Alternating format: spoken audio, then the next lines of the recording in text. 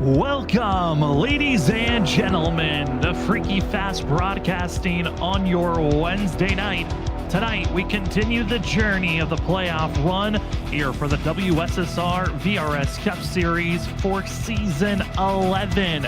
Tonight's the start of a brand new round, the round of 8. We started off this playoff run with 16 drivers, but we've already cut it down in half.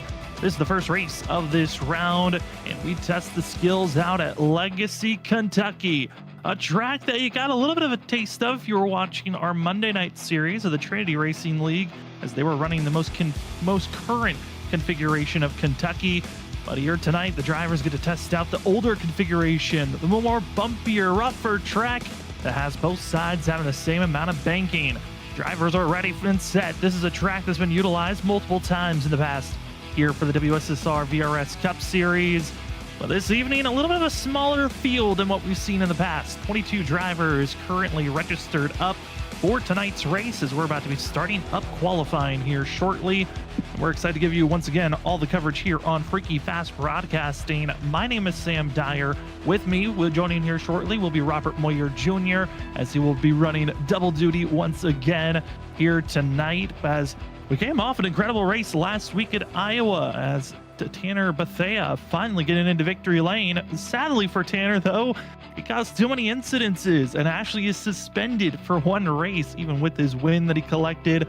Another driver who was hit with a heavy penalty, Brad Delph, hit with a drive-through penalty for himself. So if we see Brad Delph in the 72 show up here tonight, he will have to serve that penalty. Other drivers have penalties they have to serve here this evening. Jarrett Talmadge has an end-of-the-line penalty after causing 2 yellows 2 weeks ago. We'll see how much that will influence his race this evening as drivers get done with practice and enter into qualifying. If we look at the past here at qualifying, Larry Yingling is the name that's got the most poles here, as he grabbed the pole back in Season 3, and the last time we ran here in Season 8. We'll see if he's got the magic touch to try to get his 3rd different pole here at Legacy, Kentucky. Other drivers that have gotten poles, Zach Hall back in Season 6 got the pole and led the most laps. And then back into Season 1 of the WSSR VRS Cup Series, it was Nick Crawford who grabbed the pole that night.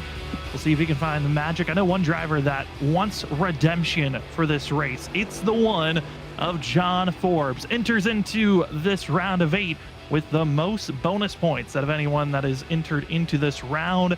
So he is pretty solid in the points window when you look at it, as he's got plus 15 in points entering this round. But the last time we ran here back in Season 8, John Forbes officially was the driver that crossed the line first. But due to a restart violation on that last restart, he was given an end of the line if you were on the lead lap penalty after a restart violation, and the win officially went over to Shane Terrian. So this one would love to say that he's a Legacy Kentucky victor and try to get his official first win here at this course, and starts at qualifying as John Forbes wants to be the top dog. But Shane Terrian, speaking of the driver who officially took that victory last time we ran here in Season 8, top of the board, first driver to set a time. We're going to see those times flicker as the second lap seems to be the faster lap that some drivers are looking for. Others are just trying to set their fastest time on their first laps, as going to be John Forbes on his first go-around, top of the board with a 31.819. Not too bad of a lap for this one machine, as Nicholas Renner in the 67 back out on course. He will set his fastest lap and be 3rd fastest, as Shane Terrian is 2nd. A shocker moving up on the board, the 82 of Munatsi Major finding some quick pace, as these drivers still trying to set their quickest time. Again, a little bit of a smaller field, so it might help us out as we bring in our second commentator, also running productions in the background, Robert Moyer Jr. with us. Robert, 22 drivers, going to help on the caution count, I feel like, for this course. Not known for bringing out a lot of yellows, but certainly it's not going to help drivers that are searching for big points here this evening. I think stage racing might be the biggest way to gain on your competition by the end of tonight. Well, I have to agree with you there, Sam. Yeah, you got 8 drivers battling for 4 positions to try to make it into the final 4 of, this playoff push that these guys got. So, yeah, with the smaller field, every position is just going to count just a little bit more than if you would see a stacked field of 30, or more. So yeah, I mean, you got to play your cards right, be there at the stage, and then finish the race without trying to get too many incident points. If you're at that limit, like you said with Bethea last week, getting that race win, but too many incidents, unfortunately, and now he's suspended one race, as we watch Kyle Rochelle put down in 11th position here, but unfortunately he lost it coming out of 4 there. Yeah, a little bit of a big slide. A couple of drivers finding a tricky spot off the exit of turn 4. One of those being going to be Thomas Green, who went for a big slide before starting his first lap. He was able to reset and luckily try to go out there and try to get at least one lap in. We'll see how many more drivers can set a fast time as Vincent Sora stealing the top spot here for a pole award. As that 51, trying to go for his second pole of the season, trying to join the ranks of so many others. It's kind of crazy when you look at the pole awards of drivers that have been winning this season. We've got ourselves 1, 2, 3, 4, 5, 6 different drivers that have gotten 2 poles this season, and that is tied for the most. No one has gotten more than 2 so far this season. We also have a handful of other drivers with 1 pole, and Vincent Sora is one of them, as Thomas Green would love to take that top spot away with just less than 15 seconds to go here in qualifying. He's starting to run out of time. And speaking about running out of time, Cedric Hunter disconnecting from the server. Big slide from the 31, so that second lap will not count for besting his fastest time. But update on the 13, disconnected from the server, has not reconnected back in. He is a cluster of 5 drivers that decided not to put down a qualifying time. Those drivers being Douglas Newbigging, Zach Hall, Ali Fonseca, Christopher Norris, as well as Cedric Hunter, not putting in a time. They'll be starting in the back here this evening. Kind of a shocker, I think, to see some of those names deciding not to qualify, but maybe they're going with the route of let's just take a little bit of a break before we get into, start in the back and learn a little bit before they get into the later stages of this race. But we're into our warm-ups. Drivers have 5 minutes to get any little bit of practice in before this race is over, as well as lets us have time to take a closer look at how the season's been so far. And Robert, let's bring up the point standings. We had to say goodbye to 4 drivers last week after Iowa, and I think this might have been one of the most shocking rounds to see drivers get knocked out. Thomas Green, Jarrett Talmadge, Drew Jua, Ryan Kelly. Honestly, that could have been the list of names for our final 4 that are bounced out of the playoffs, and the 8 drivers, that are left in, being John Forbes, Vincent Sora, Gavin Rogers, Larry Yingling, going to be inside of your top 4 entering this round, with Brian McCann, Cedric Hunter, Brian P. Johnson, and Shane Terrian, your final 4 that have made it into the Elite 8. The round of 8, what a round to be a part of, as it certainly has been a shocker of seeing drivers getting knocked out, but we know it's part of playoff racing. It's bound to see drivers getting knocked out. Yeah, just to give a quick update, Cedric's power just went out, unfortunately. But back to the playoffs here, like you were saying, it's pretty tight, watching, what happened last week. Again, looking at 11th position there, Sam, Drew Drua, I mean, all he had to do was win. He finished second, and his teammate decided to take that win. I just, man, that still gotta hurt. I'm sorry, it just hurts me in my gut, this thinking, and then I don't know what to say about it. I just know as a race car driver, I'd be like, come on, man, I raced all season for this. Yeah, and it doesn't help that that was an affiliated teammate that is doing part-time this season of Tanner Bethea that took that victory, as well as took any type of bonus points. He really stripped away a lot of the bonus points that might have assisted a chance for Drew Jua to move on to the next round, but not the case. As we take a look at our schedule, and crazy to say, we only have 4 races left in the season for season 11. We have tonight at Legacy, Kentucky. Next week, Auto Club. Then we cut down our round of 8 drivers to the final 4 that will race at Richmond and Homestead. And I think a lot of drivers are taking note Vincent Sora is the driver that looks to be the favorite. If he makes it to that final 4 round, Richmond and Homestead, if you look at the statistics, those have been 2 of his best tracks that he's ever raced at, notoriously known for winning those courses. He probably would be the driver to watch out for to become a 3-time champion in the WSSR VRS Cup Series. Trying to join the ranks of Larry Yingling, who also has 3. But Robert, that simply is our schedule. It's been a crazy season of a lot of ups and downs. As Vincent Sora has the pole here this evening, he now joins a large crowd of drivers that have 2 poles this season. But there certainly are some other drivers I think of note that we've got our eye on to watch out for. And one of the drivers that I've got an eye out for, it is the 8 machine of Brian McCann. This 8 machine, if you look at the history books, he has been quick here in the past. The last time we ran here back in season 8, he led the most laps. He was about to win that race until a late caution came out with 7 laps to go that kind of just ripped that away from him. But he also has teamed up with Yin Yang Racing that's got Larry Yingling as well as Ryan Kelly. They both have been really good at this Kentucky course in the past. I think this 8 might have the tools and have the assistance that can help him get into victory lane. But Robert, who do you have as a driver to watch out for this here tonight? Well, you did a good pick there, Sam. You know, with Brian McCann, we do know he likes these old legacy tracks. That we do know. But I decided to go with Jared. I don't know. Something just tells me that he's due for another win here very shortly, and we'll see if he can pull it off here tonight, and mix up these playoff standings a little bit. Yeah, I mean, going with the kind of the phrase of trophy hunting after being knocked out of the playoffs, why not go out and try to get a victory? Going to be tough for Jared because he is a part of a cluster of drivers at the end of the line here tonight. I do like that pick, Robert. As take a look at our track stats of this evening. Tonight's race here at Kentucky Legacy, Kentucky.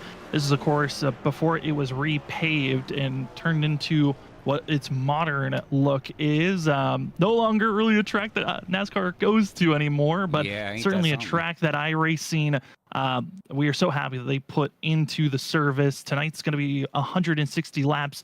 End of lap 40 will be the stage break with 5 sets of tires to work with. The 1 set they have on to start the race, and then 4 extra in pit road. Woo! It's a 1.5 miles in distance, but yeah, I think you just saw what I saw, Robert. Right in the middle, you could see the track temperature. It is 115 degrees Fahrenheit, and it has only been getting hotter since the practice session opened up. So this track is going to be hot. It's going to be slick. The exit of 4 going to be a tough spot, I think, all night long to watch out for, as well as that air temperature being at 75 degrees Fahrenheit. We'll see with the cloud coverage if it ever rains over this track, if it will help out on finding any coolness at all, or will it just continue to ramp up?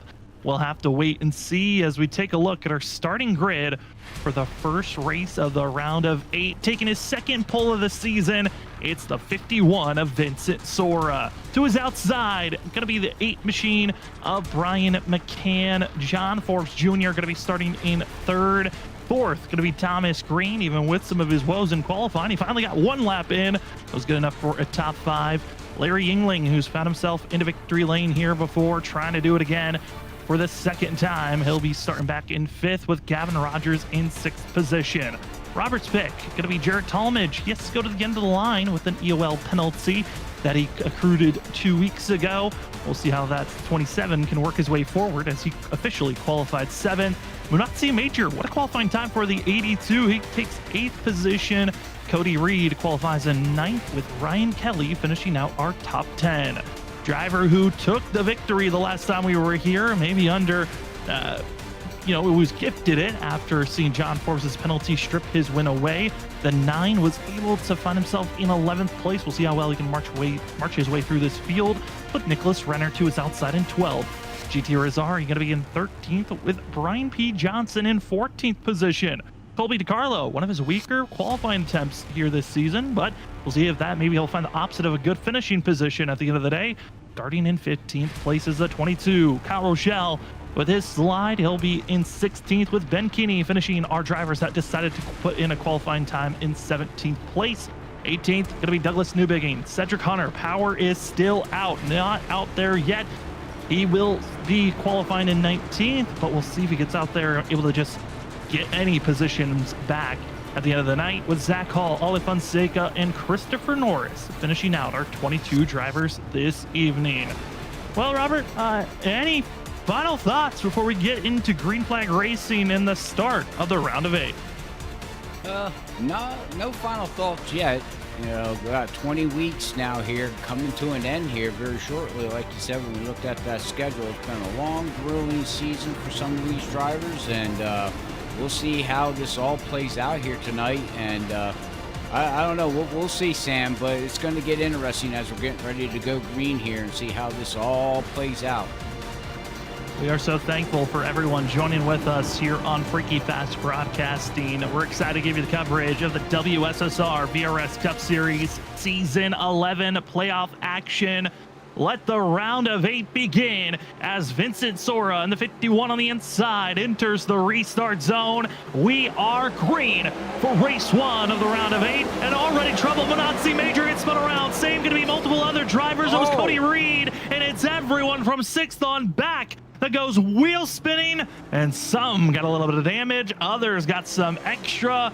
And the first driver with the black flag got to be Ryan Kelly, expected to get that removed as he was trying to make evasive maneuvers to avoid carnage.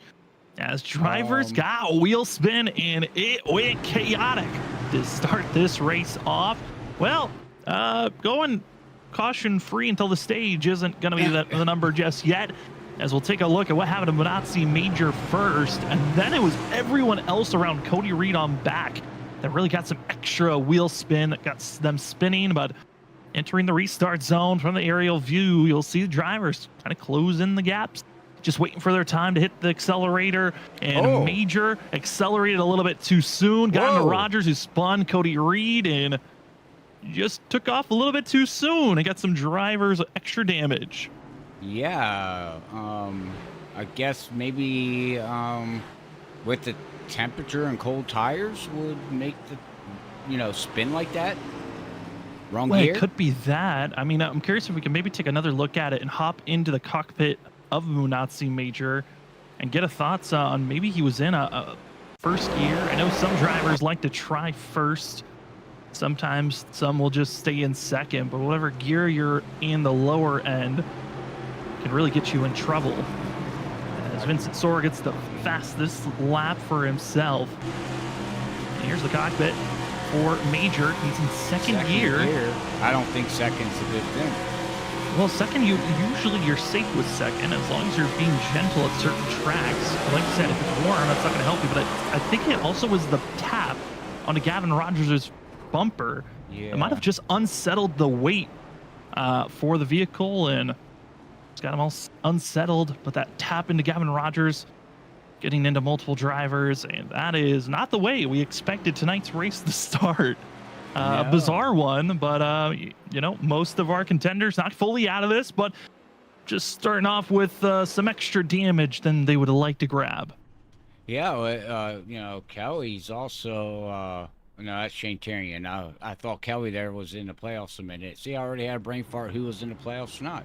Jesus. Yeah, I mean, that one was still shocking on the fact that Ryan Kelly got knocked out of the playoffs. Yeah. That was, the last four drivers got knocked out. Again, they could have been our final four for this season. Those drivers being Thomas Green, Jarrett Tulmich, Drew Jua, and Ryan Kelly. We've seen some of those drivers make it to the final four before, and not going to be the case for season 11 as drivers are getting repairs done. Ryan Kelly still sits in pit road dealing with a lot of right front damage for himself. Same for Cody Reed, that's dealing with some extra damage. He still stays in pit road. Manazzi Major, Shane Terrian, both able to get their repairs fixed up and will continue on. But pace car lights are off. We're stacked up. We're going to be going green this time by, Robert, second gear was already unsafe. Some drivers were even testing first gear. I think everyone might have understood. Second gear should be good. Some further in the back might just stay in third and say, you know what, let's stay safe.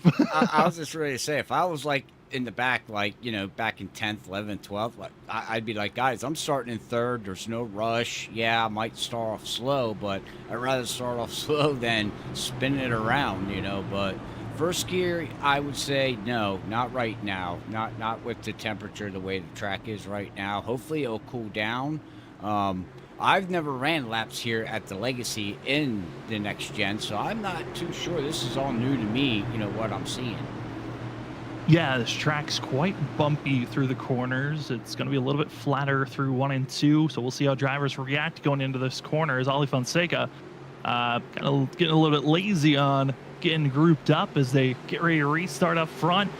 And let's try this go around. Our first restart of the night. It's a clean one up front as Brian McCann able to take off and go. Vincent Sora not able to in the 8th, trying to pull away as the rest of the field staying in line with one another 2 by 2. Which lane is going to be the more preferred? Outside row expected to carry more speed off the exit of the corner as Vincent Sora able to hold off for the battle for second place. We look back for the battle for 6th. GT Rizzari, Brian P. Johnson, and also Gavin Rogers going back and forth. This next level going to be in line. That's Rogers, and also going to be seeing Nicholas Renner going to be around one another. It's Renner, you got to be careful. It's Colby DiCarlo forcing it 3 wide down into turn number 1. Almost a stacked 4 wide as GT Rizzari trying to whoa up into the corner, and already an early going. And Robert, we're seeing all types of lanes and grooves being utilized here through the corners. I was ready to say everybody's trying to figure out how to get around people here. From what I'm seeing already, these vehicles look extremely tight. Uh-oh, yeah, there goes the 76. There goes Renner. Nicholas Renner going around, and luckily no one else near him. That will be no contact, and no one else getting extra curriculars there, but it's certainly a little nerve-wracking to see as, man, a lot of drivers nervous about this one. Exit of 4, we saw it being a dangerous spot during qualifying, and already here during the race, it's showing some anger at least one driver and a few others able to slow down in time. Yes, from what I'm seeing there too. Yeah, the track just don't look happy here right now, and the cars don't look happy on the track right now. From what I'm seeing, and probably the viewers are seeing, the cars just, I don't know if they're that tight that it's that push loose, scenario where you're exiting out of the corner and you got so much wheel in it that the back end, snaps out from underneath it. I hope that's not what they're dealing with here right now. Yeah, that's a way that the vehicles have worked sometimes in the past. I think a lot of that back in the Gen 6 car. Currently, this version of the vehicle that the drivers are racing is the Gen 7 next generation. And the Gen 6 had a tendency to have what they called a tight in, loose off. Very similar to what you were talking about, Robert, of you had some drivers would just turn the wheel.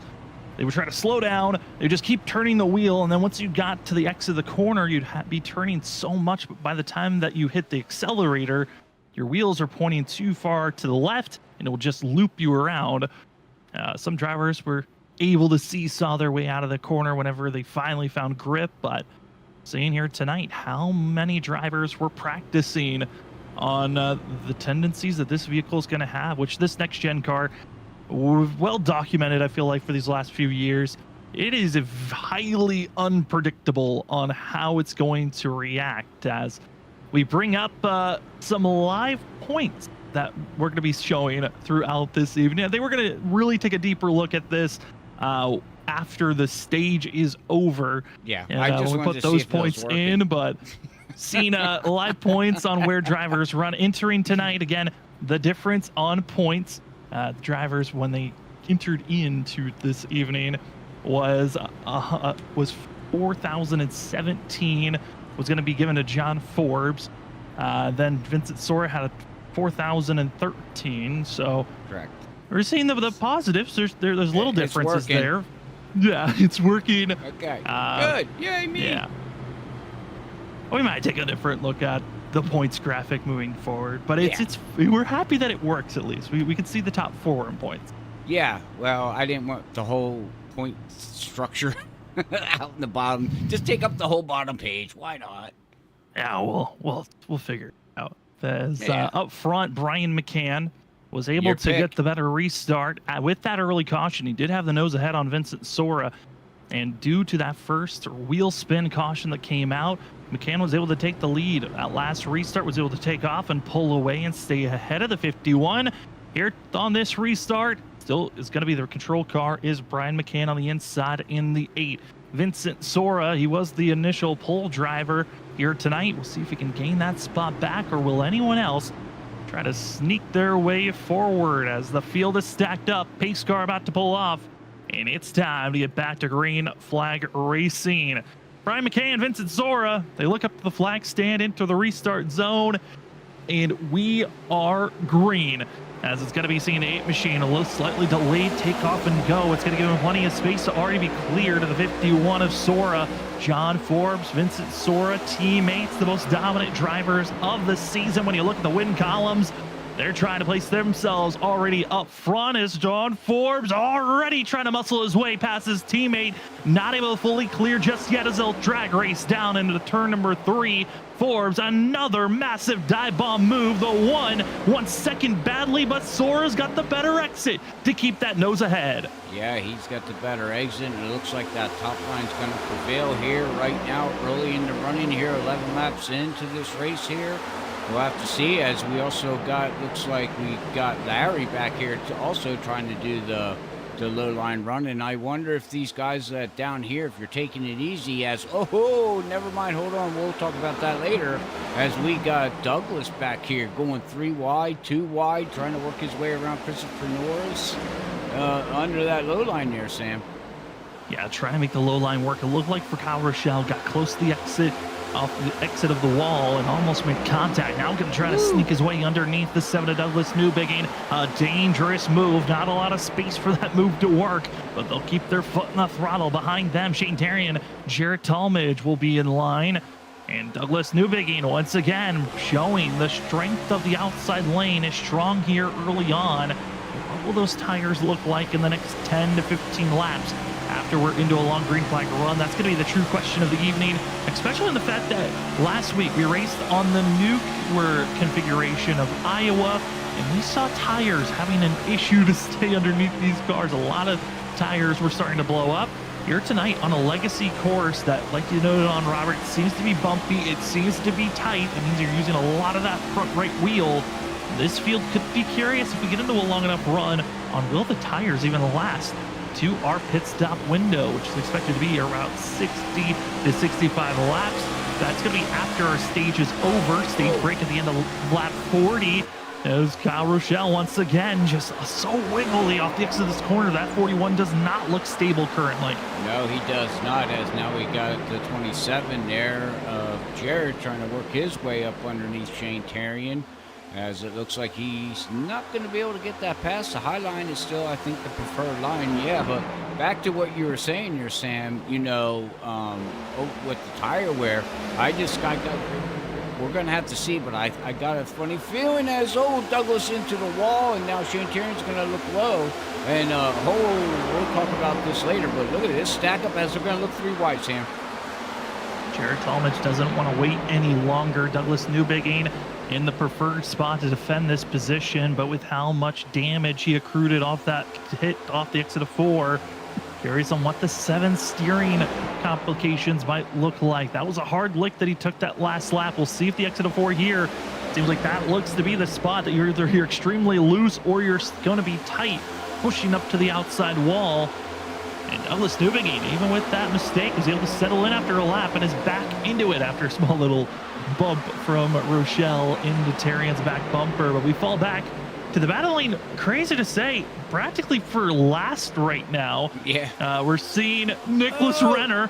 He is out of control for that 76. That rear end is not happy every time he hits the accelerator. He just wants to snap loose more and more off the exit of these corners. But Zach Hall running back here. Cody Reed, another driver ahead of him with a big slide. That's Christopher Norris that's having issues for the 38. 38's now having some issues here, and yeah, it looks like, he's got some really front-end damage there, Sam, now. It looks like, wow, that's crinkled in pretty good. He's been working with that front-end damage since the start of the race. That was from the initial checkup spot, but he snapped loose off the exit of 4. Douglas Newbigging luckily did not cause that 38 to fully spin, as he was able to slow down in time. But Yeah, that front end damage from lap 1 of this race, it was the tire wear that's actually starting to get to the 38 here. Yeah, we'll have to see how this all plays out. Like you said, tire wear. I think tires are going to be the key thing here tonight, because this car just don't.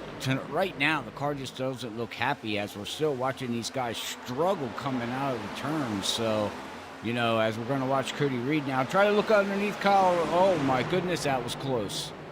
Yeah, Rochelle defending his position from the 25, and once again, another bouncing action as Renner gets into the outside wall.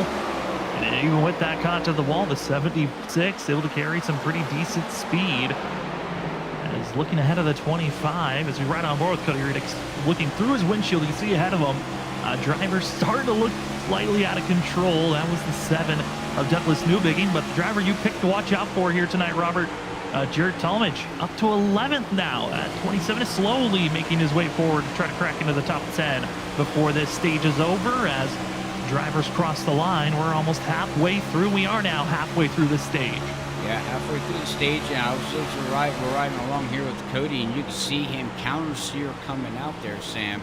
So it looks like the cars that are getting a better run off are really gaining the ground going down the front stretch and back stretch. So it's all about the exit. It's not so much about the entrance. We'll see here with Cody again. He's going to run the low line. He's going to try to keep that left front right there on that seam. And this time he gets. Oh, we got a spinner. That's Ollie Fonseca on the 24. He'll be stuck on the outside as drivers were trying to get through, and that looks to be an attempted pass as Ben. What was that? Coming in late was the 98. Ben says, there might have been a little bit of contact that got Ollie spun around, as he was the driver that got spun here, attempting to pass through 3 and 4 to get by GT Irizarry. And Irizarry did not like that pass and just tried to get 24 a little bit irritated. And we'll see a better look here as you see Ollie Fonseca on the outside, trying to build the momentum to get a huge run off the exit of the corner. You can see the momentum, the attempt to the inside. Huge dive bomb move. But then Ollie, because of the amount of speed he's carrying, gets slightly loose, and just a small tap by the 14. Overcorrects to the outside. Makes contact with the outside wall, but we'll sit here and wait as Ben, out the exit, turn number 4. Trying to slow down. And throws it in the outside wall. Okay. All right. That's fine. At least he didn't hit another car, right? Exactly. That is the big positive to take away. Now, driver's able to come into pit road and going to get service done. No one with required damage, luckily, but the only driver who continues to sit in pit road for an extended amount of time is Ryan Kelly after that initial start to this race. Oh, yeah, I see. Yeah, Ryan Kelly's still sitting in pit road yet with the black flag.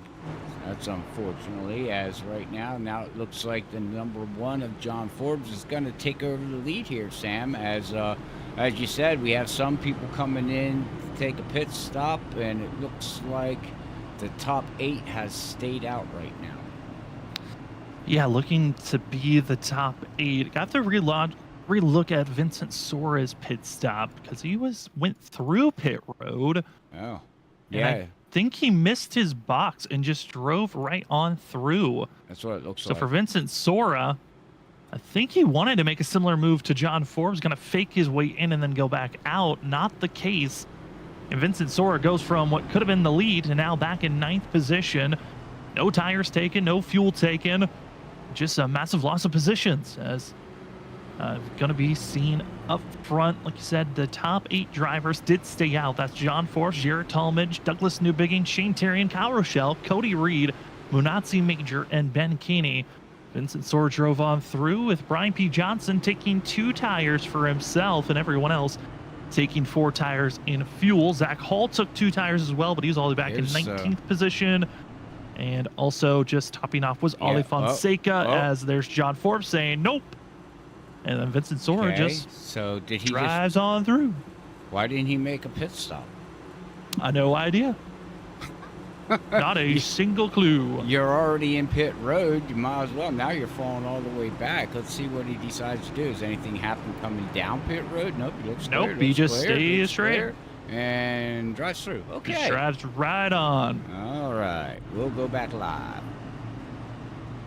As drivers are stacking up and getting ready for this restart, I think for John Forbes, Jared Talmadge, they should be in an all right scenario off of pace. They're going to be, trying to stay ahead as much as they can. Everyone else from third on back, they looked slightly out of control. Those rear tires were starting to burn off. They were getting very wiggly off the exit of the corners. I'm nervous for those drivers, especially when you see the drivers who just got fresh rubber, how they're going to march through this field.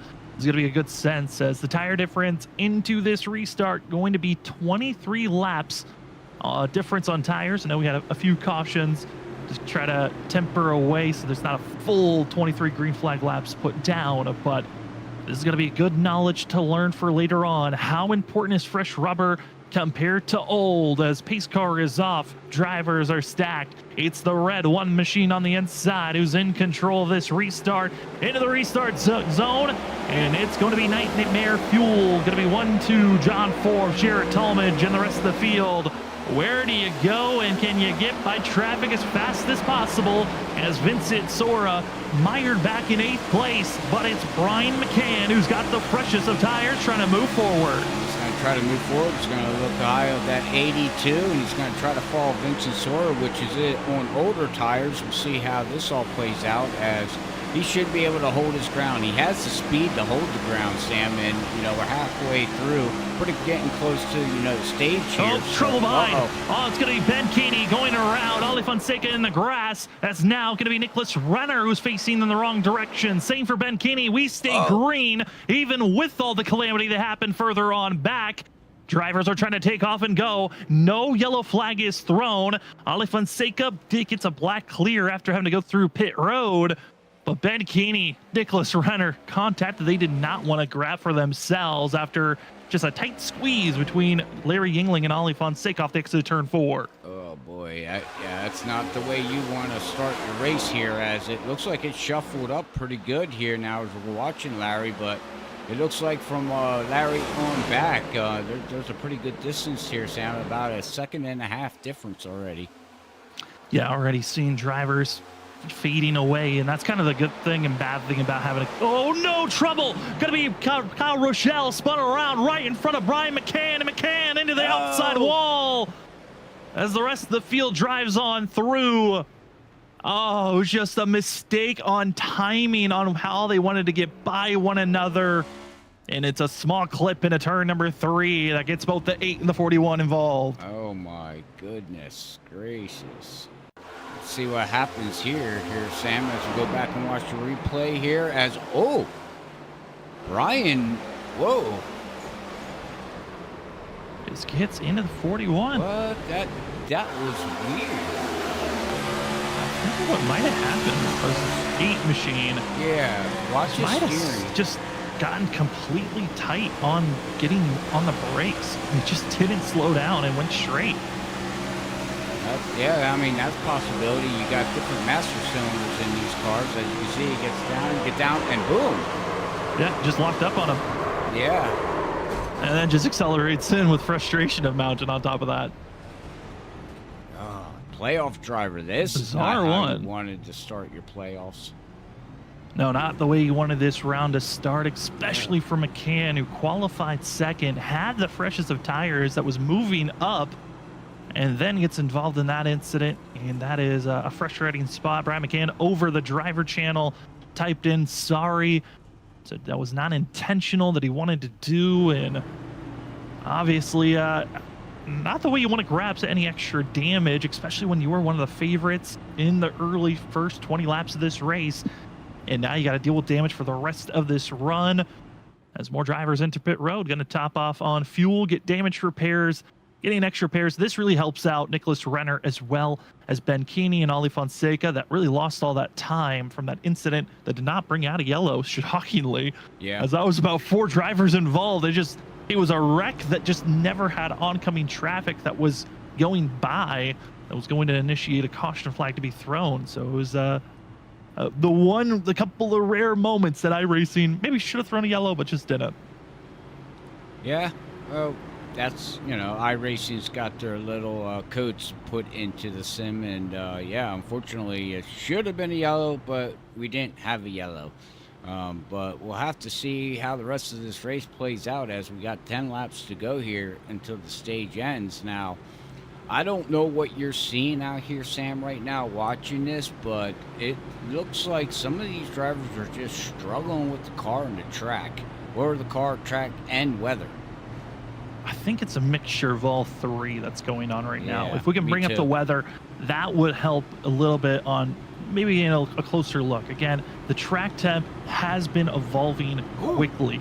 At one moment, when we first started this race, he was up to 115. It climbed up to 118. Within 2 minutes, it dropped to 114 degrees, and now we're up to 120. With that aggressive change in weather, drivers, every lap is unpredictable. Yeah. Some laps you might have the grip to get back on the accelerator, and other laps you won't. And that's just based off the weather. That's not accounting for the amount of heat that you build up into your tires throughout a run. That's not accounting for when you get on the brakes. How gentle are you on the throttle getting on it?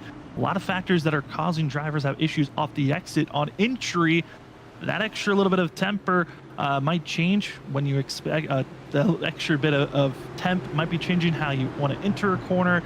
And so a lot of different factors are changing up on top of just this vehicle and the way the drivers have to use their brakes. Sometimes it works out one lap and the next it just doesn't.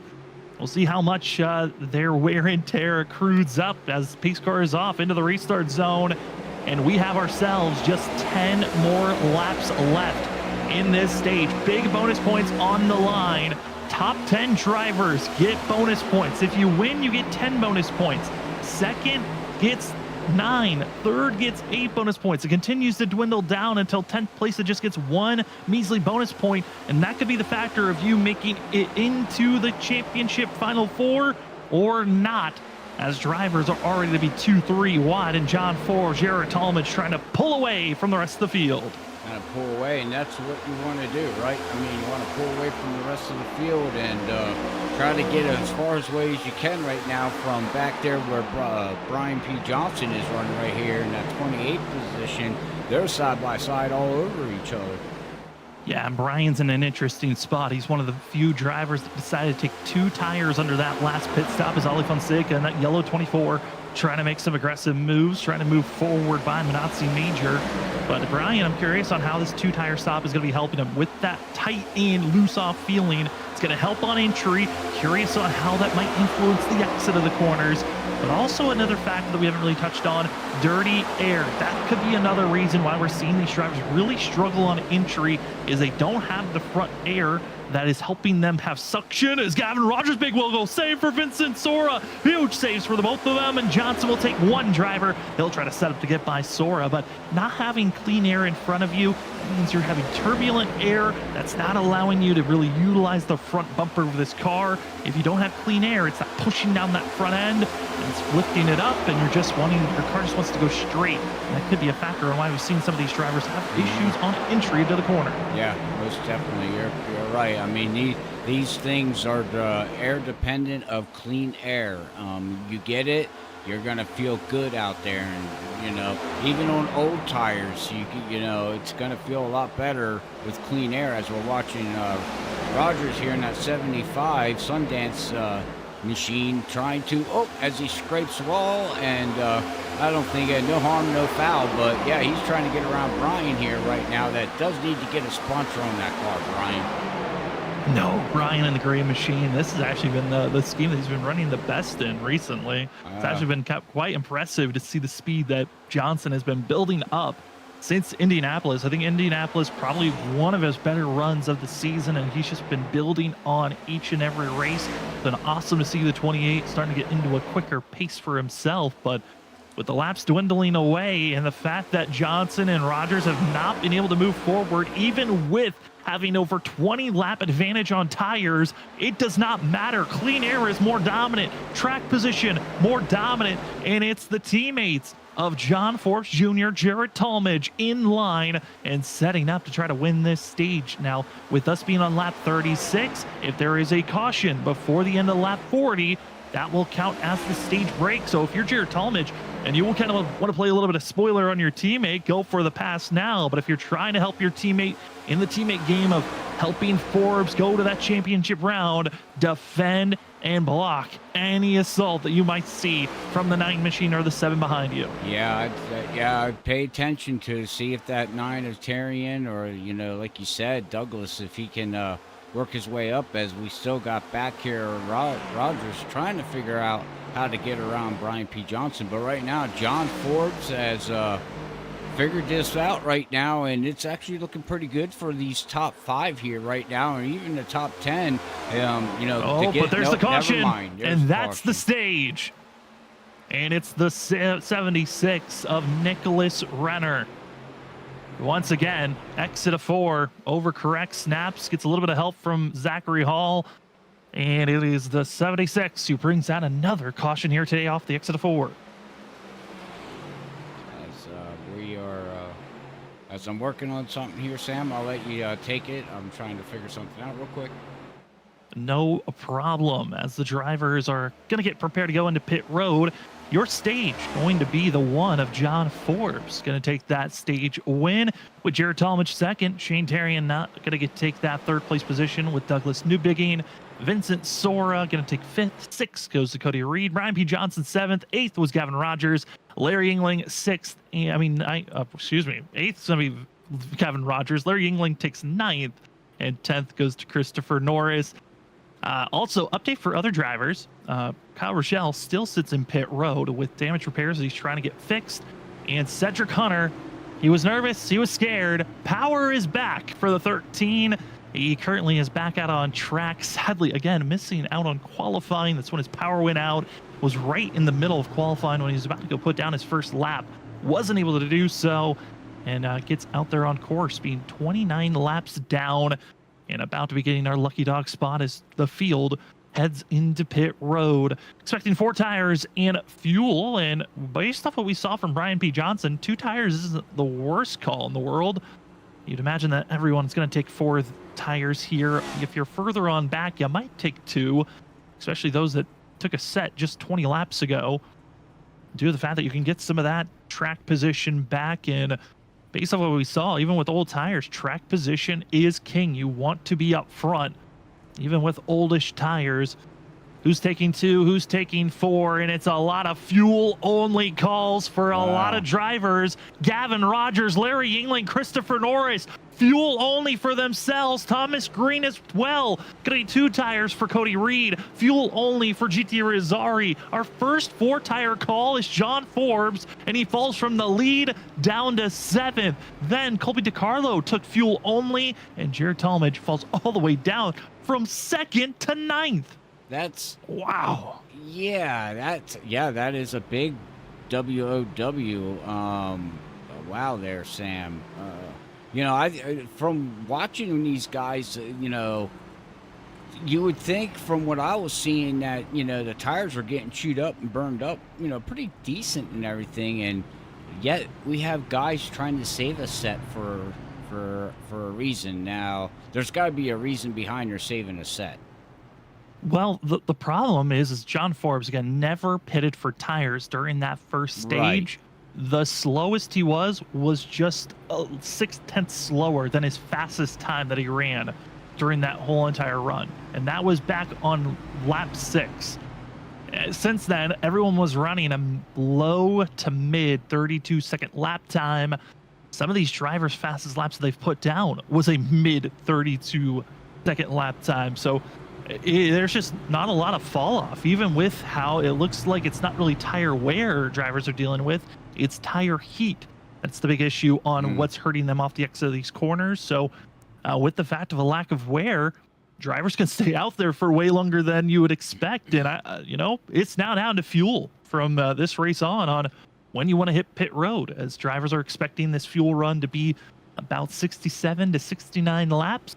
Should be interesting to continue to watch out. Now, due to us being finicky and moving things around, we'll talk to our stage winner of John Forbes if there's another caution under our next, if there's another caution in front of us. If there is no yellow, then we'll just take it to the end as drivers get ready. Pace car about to pull off. And we're going to be going back to green flag racing with Gavin Rogers taking the lead control on the inside. Larry England going to be to the outside groove. Top 5, top 6. No fuel, no tires taken, simply just fuel as green flag is out. And once again, it's a question of old tires versus new. It's with the drivers that just took fuel only, they're dealing with 18 laps of wear and tear on those tires.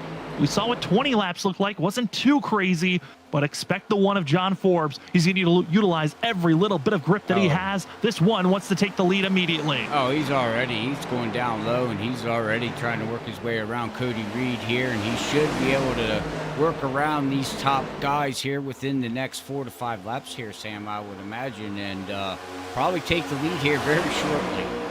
You would expect that, but watch out behind the one in the 25. They're going to be 3 wide. It's Jared Tallman just going to take the big diving move. Shane Terry going to be trying to follow suit as well. GT Rizzari stuck in the middle. Going to be having Colby DiCarlo going to be stuck on the outside as Cody Reed just not able to utilize that 2 sets of tires on the outside groove.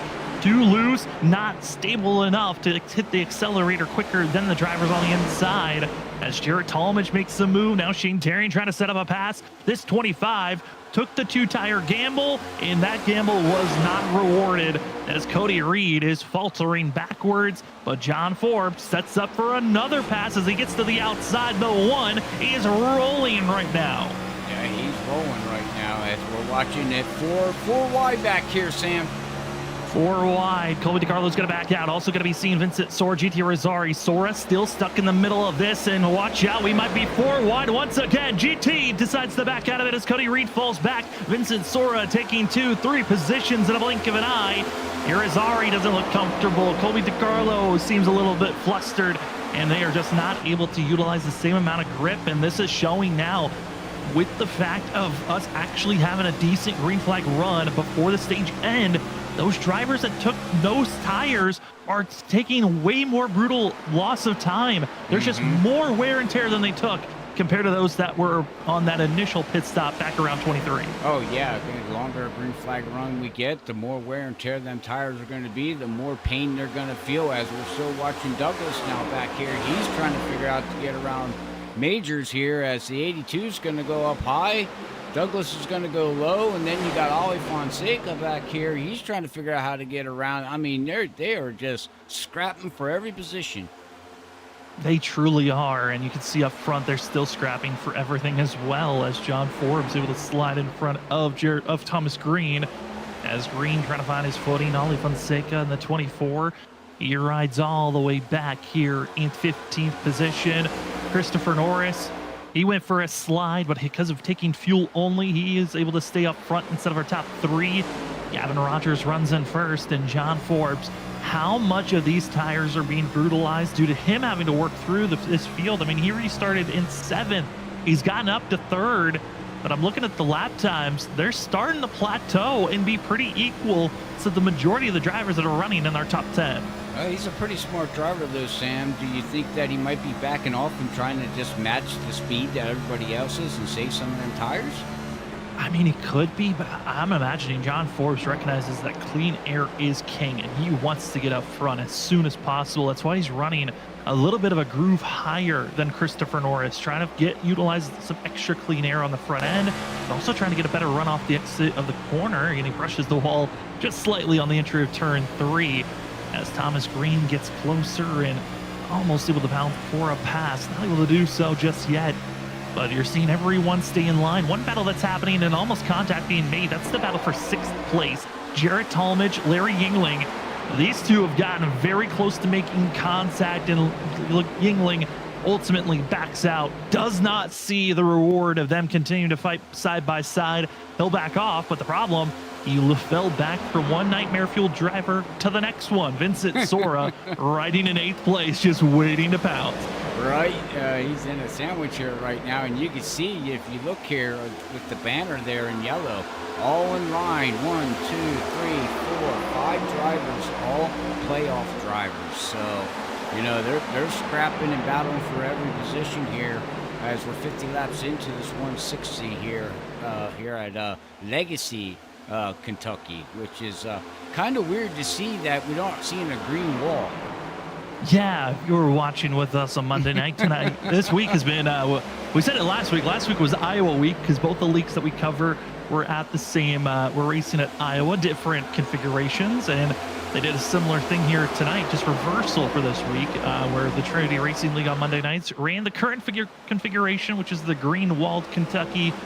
And WSSR went with the older legacy configurations with the white walls and both sides of the track having similar banking to one another, both at 14 degrees of banking that they're working with, instead of turns 1 and 2 having 17 degrees of banking, which allows these drivers to have a little bit more speed they can carry. Not the same as they're doing here tonight, where they actually have to try to slow down for both sides of the course. Yeah, 14 degrees to 17 degrees in a stock car, or even in any kind of racing, Sam, is you don't think it's much of a deal, but it actually is. It's a big thing, and like you're saying, speed and everything. As we see John Forbes up here now, he's trying to still work his way. He got a little low. He got around Christopher Norris.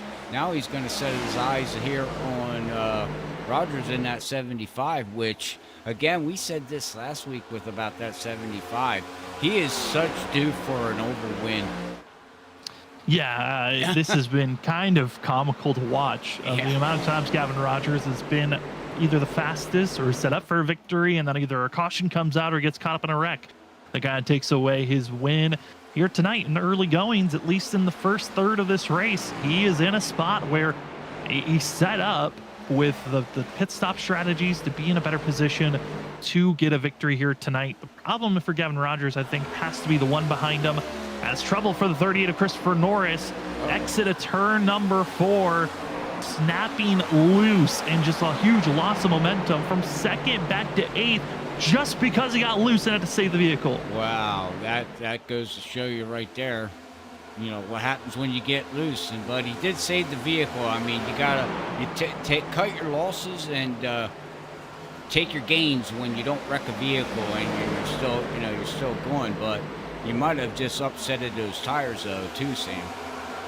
Yeah, those tires are not going to be happy for the 38 machine, and this has just been a kind of a demoralizing season for Christopher Norris. It started out rough with an early suspension that he grabbed, got one in the middle of the season, and just it's kind of been a snowball season for the 38 that's just been trying to find his own footing and trying to find the speed, the consistency that once was there basically a year ago at this point, where Christopher Norris at one moment we talked about it as a driver that could contend to maybe make it to the round of 8, that could maybe sneak his way into the final 4.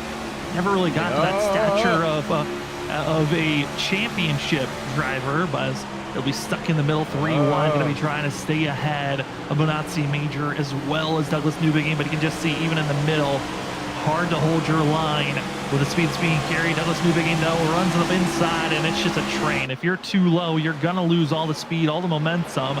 Christopher Norris able to get ahead of GT as well as stay ahead of Douglas Newbigin. Scott Rochelle, Zach Hall, they're squeezing, they're poking, and they somehow make it through the exit of turn 4, which if you're 2 wide, it's already hectic. 3 wide feels impossible, and they are somehow making it work, battling here for just outside of the top 10. Oh, as we just seen Norris there, he just got loose again. GT almost ran right into the back of that 38 there machine. But yeah, I mean, what battling we got going here. Like you said, Sam, you know, 2 wide, okay, you can deal with it, but you know, going 3, 4 wide, as Christopher's gonna lose it. He's going to lose it. He's going to go into the grass, trying to keep it off the inside wall. He will do so. Back into the grass. A little bit more salvageable here as he hits the bump, spins around now. Because Christopher Norris is off the racing surface and in the grass with no oncoming traffic, he will not bring out a caution flag. He will ask for a black flag clear as that slide through pit road. But the 38, no caution is thrown, and It's crazy. Just in a blink of an eye, 8 laps from second, now all the way to 18. And he waits to see if that black flag will get cleared or if he's going to have to serve that unsafe pit entry, which will be a 40-second hold for himself.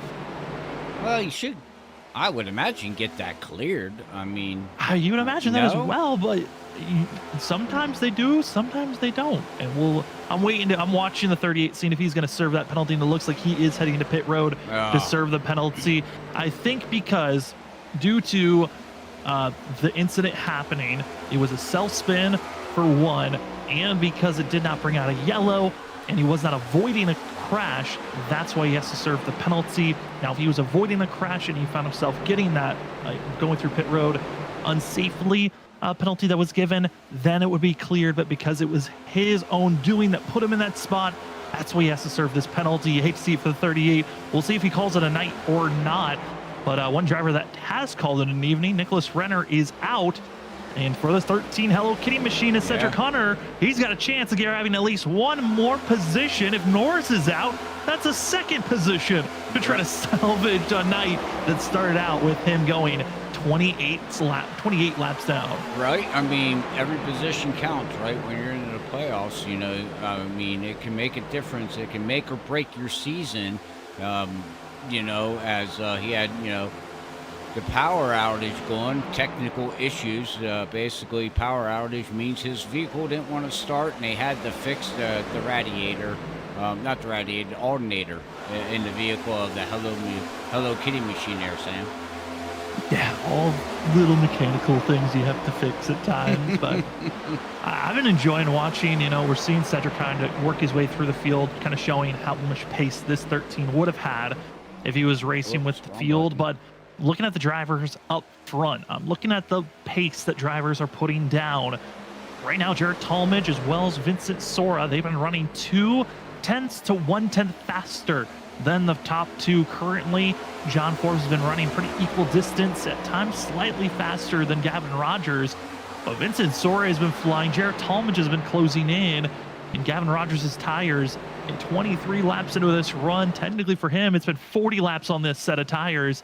He's starting to feel the wear and tear for this 75 that he might be just a sitting duck if we continue to stay green for the next 15 to 20 laps. Yeah, you took the words right out of my mouth, Sam. I was watching him as you were talking, and you could see the car just swaying there, meaning that he's got control of it right now, but that it wants to kick out on him. It wants to step out on him, and you know, we can go on board here with him, and you can watch him how, yeah, you can see right there, he's counter steering, counter, and not looking okay, but not looking good on tire wise.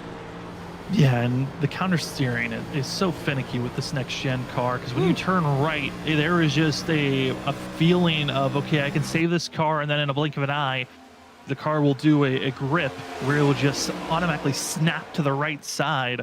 This vehicle hates being turned to the right, especially at ovals. It just automatically wants to spin out. And for Gavin Rogers, he is flirting with a very fine line of danger as Vincent Sora able to get by Jared Talmadge. Now going to be right on the back bumper of John Forbes. The 51 has decided it is his time to shine. The long run with the fresh rubber. He has been able to salvage it to this point where he is the fastest car on track, and it isn't even close by over almost a half a second over Jared Talmadge the last lap. 2 to 3 tenths faster than the competition ahead of him. Vincent Sora, if he can just find a way to get by both the 1 and the 75, he could be untouchable here tonight. But once again, the little counter steering we saw for Gavin Rogers, both actions are even happening for the 1 and the 51 right behind him. Yeah, that it is here too. Right now, the 27's not showing that kind of behavior right now as he comes out of 4 there. But, man, have we seen this rodeo before, Sam? The 51 versus the 1, or the 1 versus the 54.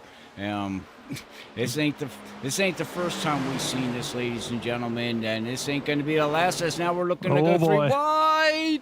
Contact going to be made between the 1 and the 51. Now going to be trying to figure out, can they squeeze their way to get by Gavin Rogers. Vincent Sora using this 75 as a pick, trying to get by the 1. Works out. John Forbes says no. He'll gas it up early, trying to make it 3 wide off Dix to the corner. Not going to be the case. And Vincent Sora, 2 for 1. I'll take the lead.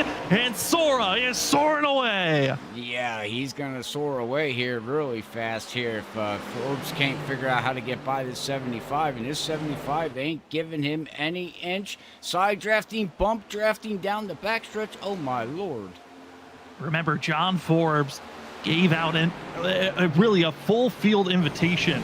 Race me as aggressively as you want. I'm going to race you the same way. If you want to bump each other, if you want to use each other up, we will do that. And that announcement was made all the way back at Michigan at race number 9. Now, all the way here at race 17 of the season, we're seeing drivers that are willing to kind of rustle the feathers, use John Forbes up, willing to tap one another, even when it's a losing battle. And for John Forbes, he will take second. Jared Talmadge will take third. And Gavin Rogers, those old tires, he never took that set. And now he might be regretting it, even with getting those laps led. Well, that leading the laps, yeah, great. But like you said, he might be regretting it because, knock on wood, not going to say it, but it's looking pretty good here right now, if everybody knows what I mean, as we will see another pit stop. And what was the number we got again that these guys can go on fuel? We were given the number of around 67 to 69 laps on fuel. I'm assuming those that did not take a set of tires under our last pit stop or took 2 tires might pit a little bit sooner than that. Right. But we are expecting drivers to pit around lap 90 to 95. Some might push it out to lap 100 is the window we're looking for. Well, we'll see if they can make it there without blowing that right front tire too here, as it's looking pretty good. As now we're watching back here, we got Douglas in at number 7 trying to get around that freaky fast machine of the number 31 there, trying to work his way around as they're trying to catch up to that number 22 machine there right now, Sam, as looking pretty good here right now. It's all single file. The racing looks like it really calmed down. Looks like these guys got a handle of the cars here. A handle for now, but it certainly can change in a blink of an eye. Douglas Newbegin is one of the few drivers that's really close enough to attempt to pass right now, and he's trying to figure out how to get by Thomas Green, but it just isn't working out for the 7 to make the passes, as we watch the 22 of Colby DiCarlo. DiCarlo, again, like I said during the grid, looking at where he qualified, kind of weird to see the 22 not have the best qualifying run for himself. He usually is a driver that qualifies inside of our top 10 and then kind of tries to stay up front and then falls away later on in the race. But here tonight, qualified back in 14th and is now, in 15th, up to 9th. Not a bad, it's 8th. Not a bad spot to be, as the 8 machine, Brian McCann dealing with damage, just trying to survive, and it is just not working out for himself. 2 laps down for the 8 machine after his contact with Kyle Rochelle. He's just falling quickly backwards. It's Thomas Green, Douglas Newbegin. It looks dangerous what they're doing on track, like they might make contact, but giving each other plenty of space, even with the attempts for a dive bomb move here and there. It may not be working out, but at least attempting to give each other space is now Manatsi Major, feeling like he's got a chance to try to get by the 31 for 10th place. As this 82 going the Major's garage machine, attempting to get to the inside, not going to be the case. And once again, kind of back to where we were before with these battles, Robert. This late in the run, there's just really no passes to be made, except for up front for 4th. There was a pass. Gavin Rogers is fading quickly. Those tires are gone. Oh yeah, he burned them off, and now we got Shane Terrian working a way around, which is good for him. But you know what? Other thing, and we talked about it as we got a battle. It looks like going back here. Yep, Ron Johnson and Larry. This ain't the first time we've seen this kind of battle in between these two, but if you notice on the track surface right now, it has started to get a little dark. We got cloud cover over the track, so this might, some people might be happy to see this, and some might be going, man, bring out the sunshine again. Yeah, and if we bring the weather up, even with this cloud coverage, it really hasn't done a lot. We are still Oh, at wow. 119 degrees track temp. I think it got up to maybe 125 at one moment during this run. And it's dropped slightly, but it's still around that window that we had on our last restart. Luckily, the wind is low.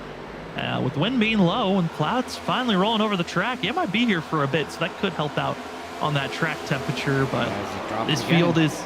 Yeah, it drops down to 118. I think a lot of drivers would prefer if the track temp was maybe down to just 100 instead of 100 plus, but they just have to work with the hot track temp that they have in front of them. And for us, I think with the way that the racing's going, we'll take what's in front of us, which is some calm racing. Single file, drivers are spacing out, which is giving us a good call that this could be our commercial break of the evening. We still have pit stops. Green flag pit stops to see, expecting just a one stop before this race is over. About 20 laps away from expecting those pit stops to be completed. As Larry Yingling falls back, New Bigging takes that pass, but we will head to a side-by-side here tonight as you're watching the WSSR PRS Cup Series. You're watching the Season 11 playoff racing action, the round of 8, race number 1 of 2 here at Lansing, Kentucky. Vincent Sora dominating. Can he hold that spot? Let's find out when we come back for pit stops after this.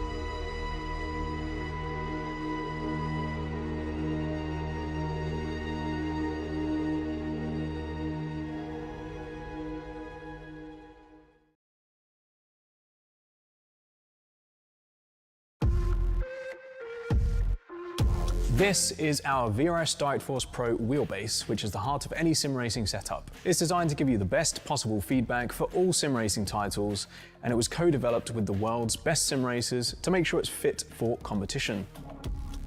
Right from the beginning of the development of the VRS systems, we threw it straight in the deep end. We were racing World Championship level events, and that allowed us to get the best possible idea of what we needed in that competitive environment to be able to push the product forward to obviously what you're seeing today. I think the most important features are just having really good detail through the wheel. You know, I think the software and how it kind of interacts and sends you the detail makes a huge difference. And for me, since using the VRS Direct Force Pro, that's greatly improved my wanting to drive just because it's so much more fun. You get more detail. And other than that, of course, the feedback is really important. You know, heavy but also very subtle forces behind it, so you can constantly feel what the car is doing. I think that's really important, not just for racing, but when you really have to go deep into building a setup, you really need to feel what the car is doing. And obviously the rig arm isn't really moving around, so you need to feel all those subtle little things in the wheel. The wheelbase makes use of an industry-proven Midge servo motor, directly feeding up to 20 Newton meters of torque to your steering wheel with close to zero mechanical notchiness, damping, or friction. The shaft can be equipped with an adapter to make it suitable for any wheel. The brain of the wheelbase is within the compact USB motor controller, which features a fanless power supply for silent operation and a dynamic brake resistor to provide the smoothest and most responsive operation possible. Our firmware is provided on our website to give you full control of the wheelbase with multiple profiles for different sim racing titles, completely customizable to your liking. And is all designed to help you get on pace faster. You can shop for the VRS Direct Force Pro wheelbase and all our other hardware directly on our website vrs.racing.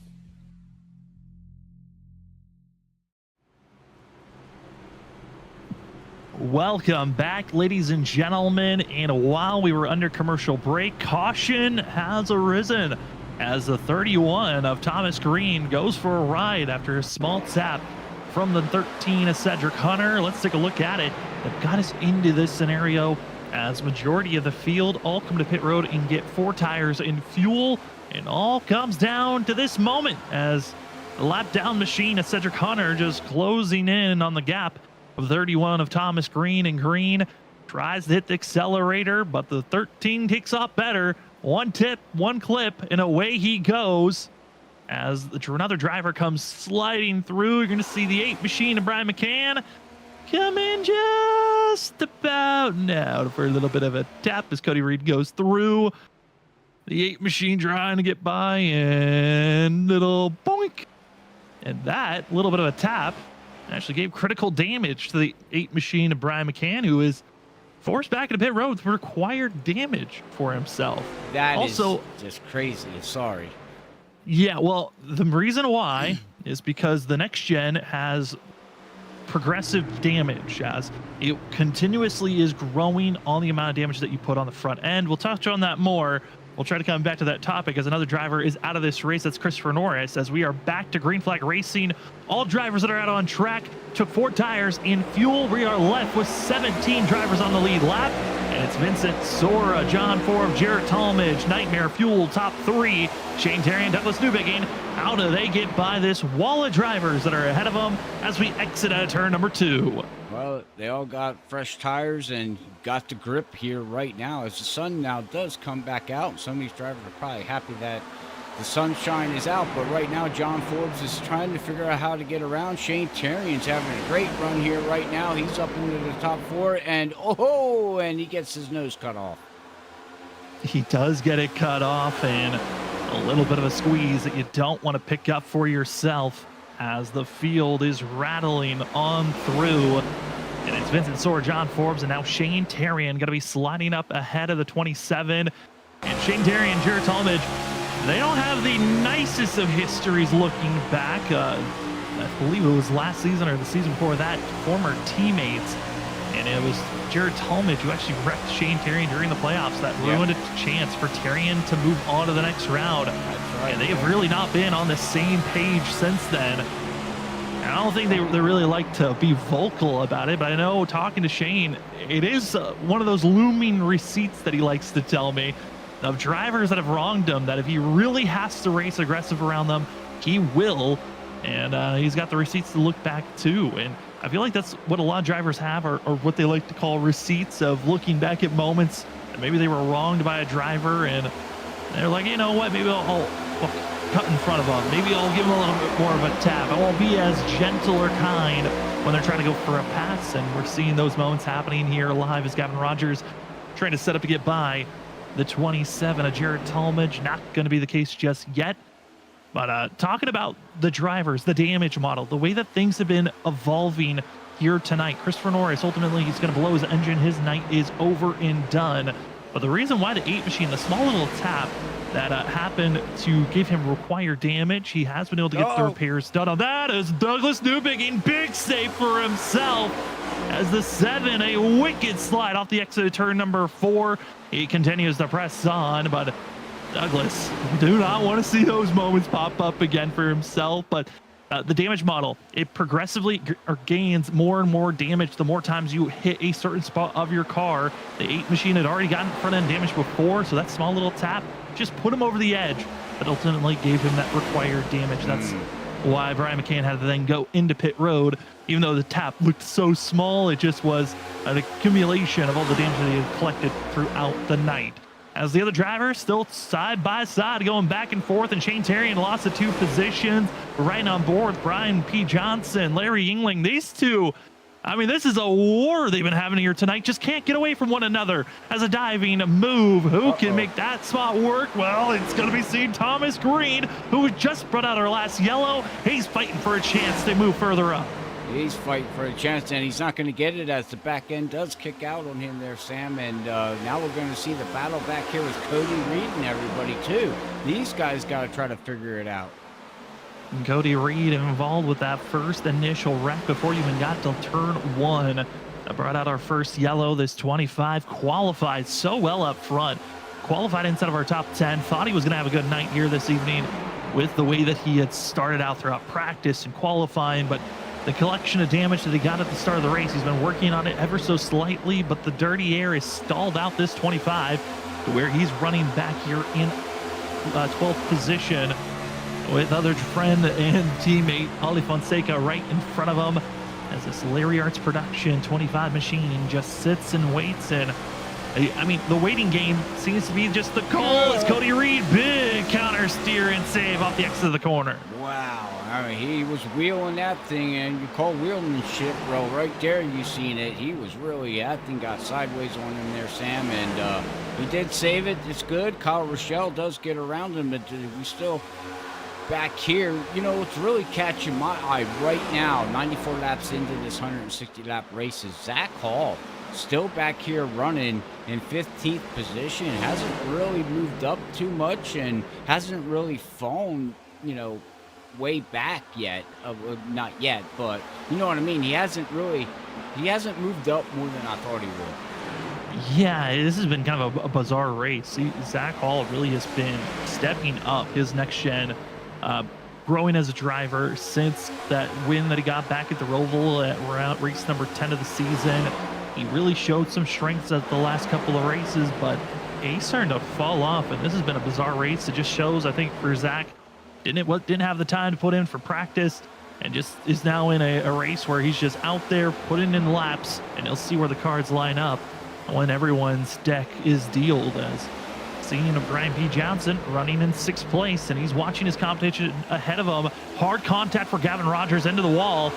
And this has been a watching stage for the 75, who seems to get a little bit more aggressive, a little bit more irritable. And I'm curious for Gavin where his mindset's at, as he is once again stuck behind the 27, stuck behind Nightmare Fuel. And from being in the lead to losing all this time, where does he go from this position? This is the type of race where you know the speed's in the vehicle. How do you mentally set yourself up for the end of this race, where, again, fuel could be an interesting spot where no one, I looked at it, Robert, no one came in to really top off on fuel. We thought maybe that could be the case due to the fact that fuel is going to be so close after this last restart. Drivers could be in a spot where they might have to go into fuel saving mode, so settling behind somebody may not be the worst thing in the world if you're Gavin Rogers, but he wants to take off and go. Yeah, I think right now with Rogers, like you said, you know, he is fast. The car's got speed in it here tonight. The problem I see with him is, like you said, he gets frustrated and he beats himself. He needs to calm down, know the car's got speed, and not get so anxious and worried that, oh my God, these guys in front of me are pulling away. I got to pick up my pace, which then winds up, you know, hurting your tires, or you burn off, you know, more fuel, or, you know, or both, and or you just get yourself caught up into something that you don't need to be involved in. Yeah, and also I think that the fact that we're seeing this 75 trying to make the pass on the inside, I get where he's trying to come from. Of the inside, it's where you're known to be protecting the tires a little bit more, but You might have to make contact to make this inside lane work, but Jared Talmadge is going to fight on back. He's not, now with that contact, not willing to really play as nice. And we might see some more contact be made. High dive bomb spot. We're going to be seeing the 75. Will he have the spacing to make this pass clear, or will they tighten up off the exit of the corner? And Rogers backs out early. He just gives up the spot. Yeah, his back end underneath there, he tried to carry too much speed, exiting, got back on the gas, and that back end kicked out on him, Sam. And now he's going to give up a spot. Now he's got Shane Terrian he has to worry about. So right away, he went from battling somebody to worrying about somebody. And if you just settled behind and continued to try to find ways to save your tires, maybe you could have had a better spacing, maybe better timing later on in the run. Right. We're still 16 laps into this race. We still have 60 laps to go as we cross the line. There is a lot of racing, and you are still you were at that moment within a second to the leader. Making that pass this early on might not be the timing that you're looking for in the long run. I know everyone's nervous about Vincent Sora. He has the best long run pace out of anyone on the track, and a win might not be your best bet that you're looking for, especially if you're making a lot of these passes so early on. Being patient is what has given the 51 this solid speed. As we fall back to the battle for 12th place, Cody Reed trying to get by Kyle Rochelle, and Kyle Rochelle in the 41, who's gone for a couple of rides. Cody, he continues to slip and slide as Cedric Hunter dives it down low. We'll go 3 wide for a quick moment as it's the 41 on the outside. Cedric Hunter on the inside groove. 3 wide through turn 1. Rochelle backs out. Hunter will continue his march forward, and I mean, what a frustrating spot for the Hello Kitty machine that is proving that he had top 10 potential speed for himself here tonight. Oh, most definitely.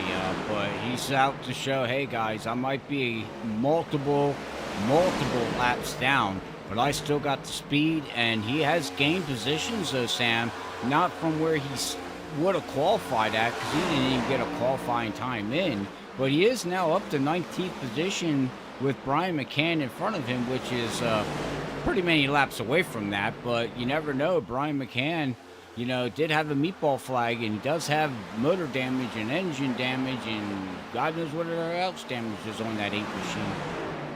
Yeah, a lot is collected up, and it's just gotta get out there and run what you can, similar to Cedric Hunter, and the just willing to fight, get every piece of you can get on positions wise. If someone else calls it an evening here early, looking at some other battles that are happening on track. This is the battle for 7th. Larry Yingling, as well as Douglas Newbigging, Thomas Green, a 3-horse battle on who's gonna be the driver for 7th place. Well, Douglas says he doesn't want to be where he's at in 8th position. He would rather be in 7th position. Of course, he'd rather be in the lead, but we'll see what he can do here, as we still got a 3-horse battle going on right now for the 7th, 8th, and 9th position here. Douglas Newbigging coming into this race, 2 top 5s, 3 top 10s, and I feel like the storyline for the 7 has been pretty similar for the past 3 seasons.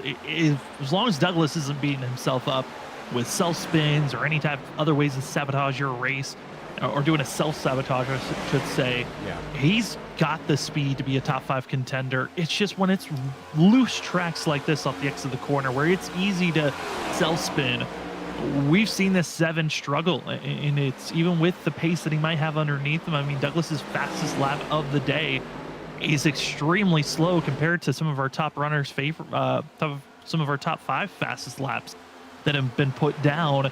This 7 has been trying to work on his long run pace, but when those tires get too warm, it's just a downhill slide that he's been dealing with, currently in 8th place. But I think for Douglas, everyone knows his top potential is championship level. The question is, when will he put a whole season together so he can go for that championship? Yeah, he's got to put the package together and work on his racing package. He's got the speed, he's got the knowledge.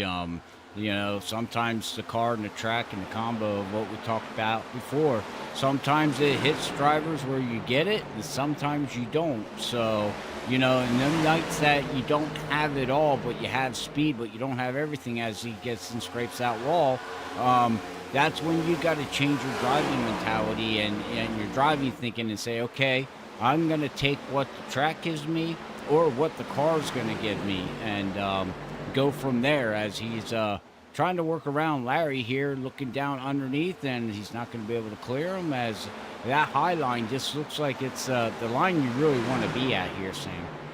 Yeah, that slightly higher than down to the yellow line seems to be that spot. Just a groove above is where drivers, even up front, are finding some good pace. It's also saving their tires. Larry Yingling, the driver with the most championships in WSSR VRS Cup Series history, with 3 championships. Majority of those grabbed earlier on in his WSSR career when he was the most dominant driver for 3 seasons. Larry Yingling's average finishing position was second. It was like a 1.8 finishing position that Larry had for like 3 seasons. It was the most craziest stats to look at. Wow. He then went on hiatus after winning back-to-back championships in season 2 and 3, came back for season 6, won that championship, and has kind of faltered off since then. He's found other drivers that have stepped up, that have really knocked off on that once historic early career that he had for the WSSR. But this season we've been seeing Larry slowly trying to find that pacing back. It hasn't been as grand as it once was, but Larry coming into tonight's race, he is tied with the most top 10s of 11. We'd love to continue to be a part of that streak. The other 3 drivers being Drew Jua, Gavin Rogers, and John Forbes, that all have 11 top 10s this season out of, for Larry, the 16 races that he's ran. The other drivers, it's ranging from 13 to 16 races that have been ran this season. Interesting stat there, Sam. Some wild ones. Brian P. Johnson, you talk about the history books of champions. The one that we always bring up, he was the inaugural champion. Season 1, he's made it to the final 4. I don't have the exact number, but I feel like 80% of the times that he's ran, he has been in the top. He's been in that championship round, always there, always a threat. Hasn't grabbed the championship gold, though. In this season, it's been fun to watch Brian come back. He kind of went on a part-time season, went for a little bit of hiatus to recenter his love for racing again. And this season has really, I think, shown that break was very much needed.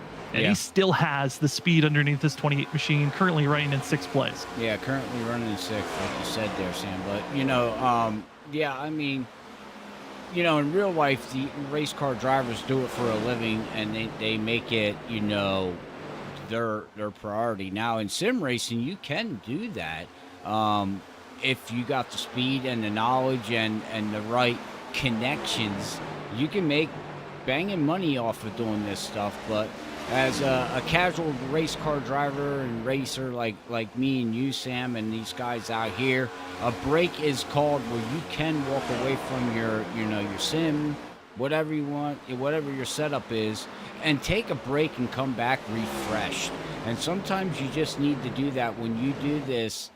More, you know, real life NASCAR drivers, they race once a week. Yeah, they practice out through the week, some of them do, but we do this night in and night out sometimes, and it can eventually just wear you down. So seeing this break from Brian and coming back, pretty good strong season here right now.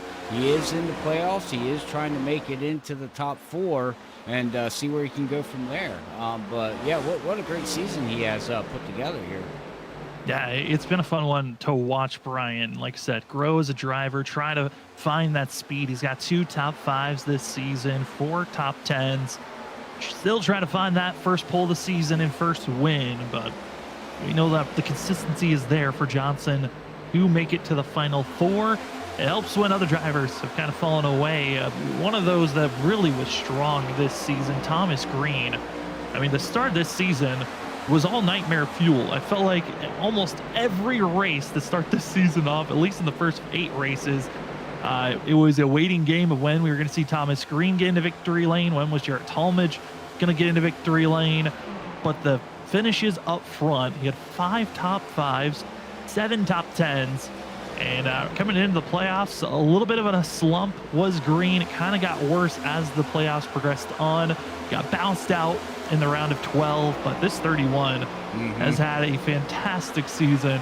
If you just look at his growth from the last few, watching him grow as a driver on Monday nights with ISRC Truck Series, He's been growing with the Trinity Racing League on Mondays now to where he is for this season. This has been a leaps and bounds growth for this 31 team. And you can say the same thing for Jarrett Talmadge, who currently runs in 3rd place. I mean, it was such a, he was another driver who was on the waiting game of when was it going to finally click to get the win, with 7 top 5s and 8 top 10s for this 27 machine.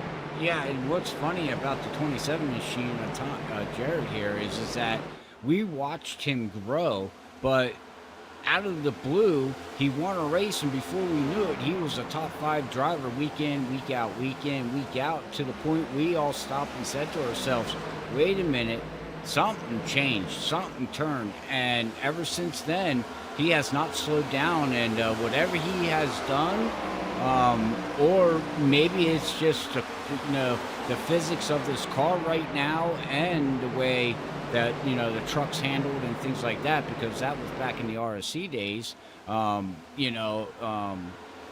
Who knows? I mean, little things can change where you can focus more sometimes there, Sam, or who you race with, or even who's your teammates. Yeah, I know, teammates-wise, who you race with, that has been the biggest growing for Jarrett Talmadge in this 27, as he's really partnered up well with John Forrest, Vincent Sora, Thomas Green, and Jarrett Talmadge have been teammates for so long. As one driver going to hit pit road, multiple drivers going to hit pit road. Shane Tarian, Kyle Rochelle, they do not believe they can make it to the end of this race on fuel. They will be one of the first drivers to hit pit road, and we will see, was the call to pit early the best one to make? We've seen older tires. They've been able to hold out and be strong enough. Now John Forbes enters pit road. He doesn't want to give a chance. Following behind, also going to be Gavin Rogers, who enters pit road. Thomas Green going to get service done. Drivers do not want to give the advantage of loss of track position. Drivers feel like the undercut, which is pitting earlier than the driver ahead of you, is the strategy call for victory lane.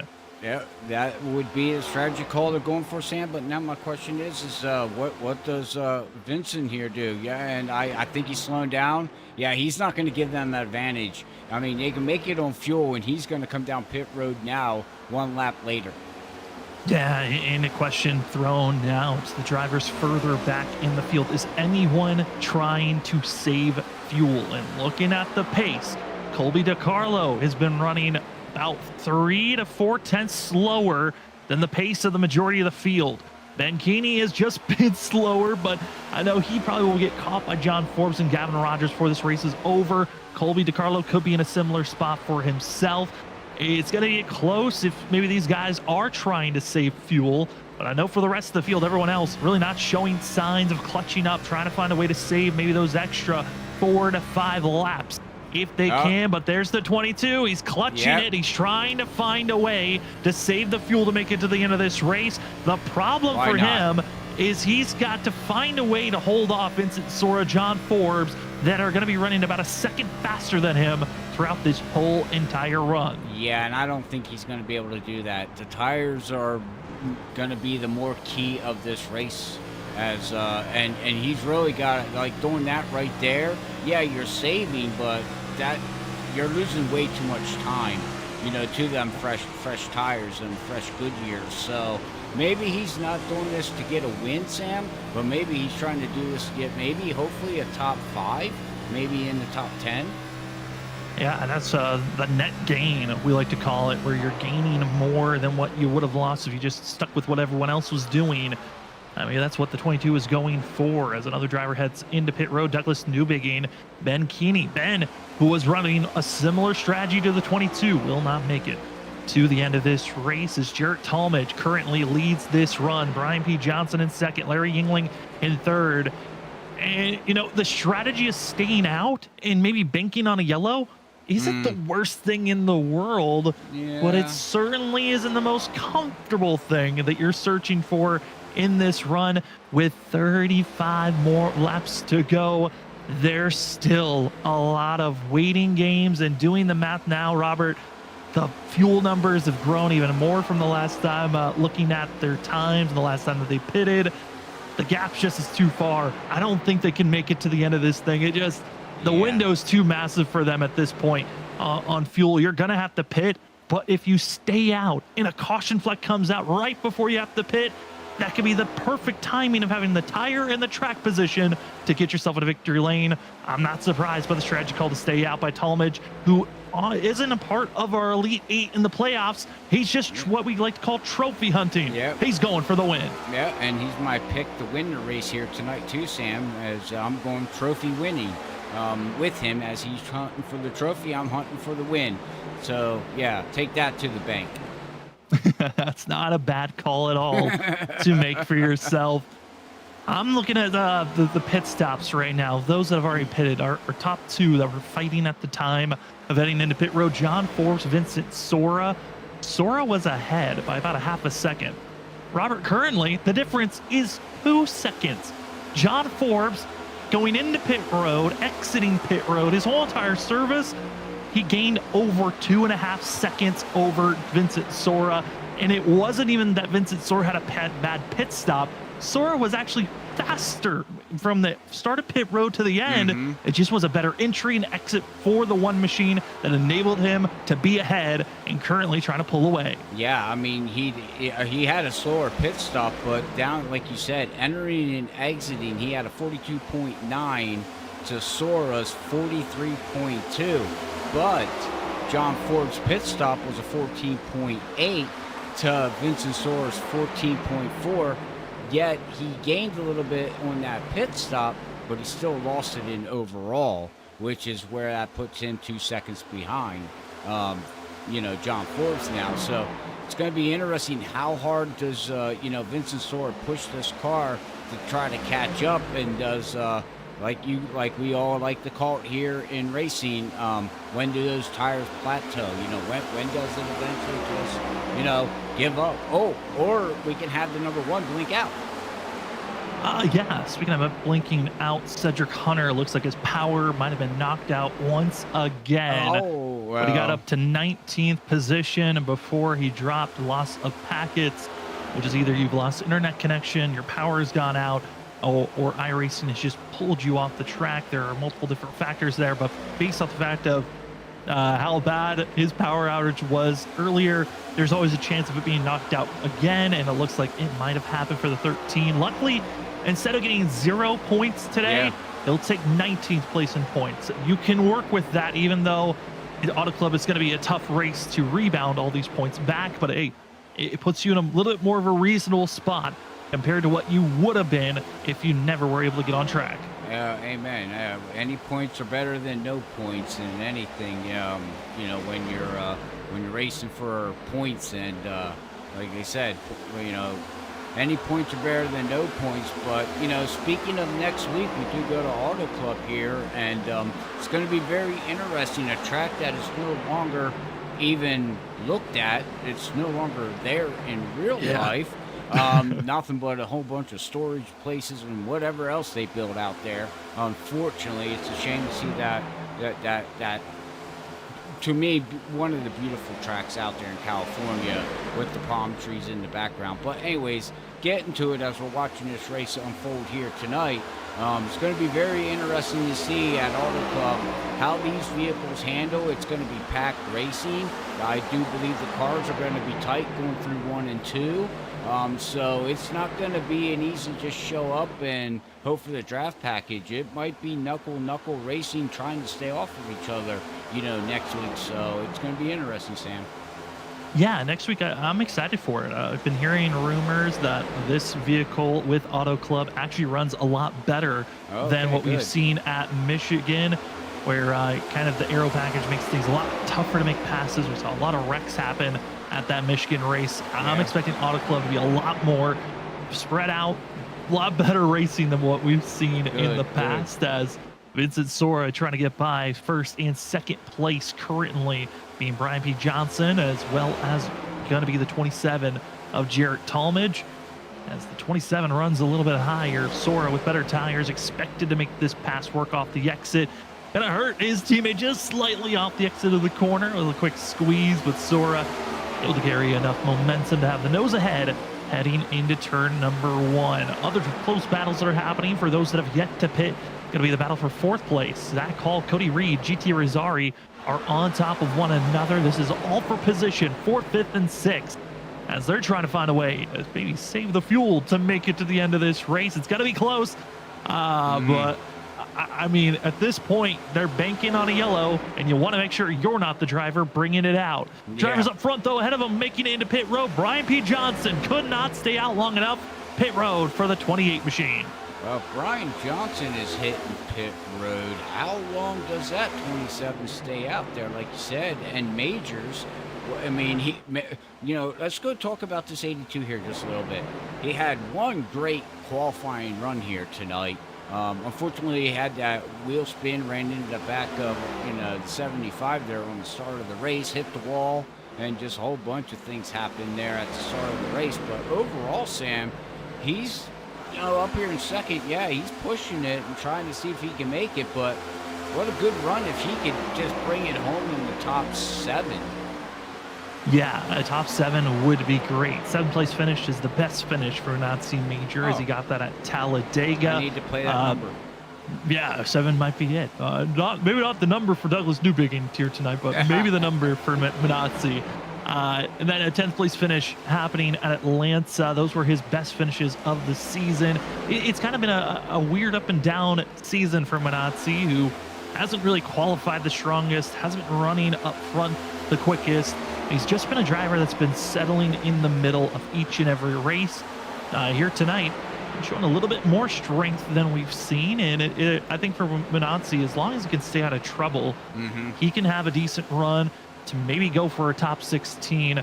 If he comes back next season, I think this 82 could be a driver to threat to be one of those late entries into the playoffs if we're basing it off of points to make it in. Yeah, we'll have to see if he comes back. I hope he does, as he ducks behind that number 8 of Brian McCann, your pick for tonight's race. So you shouldn't have picked him. I feel bad. I want to pick drivers. When we make our picks, sometimes it's based off of feel. We make our decisions during the practice session, right before qualifying, right before we go live.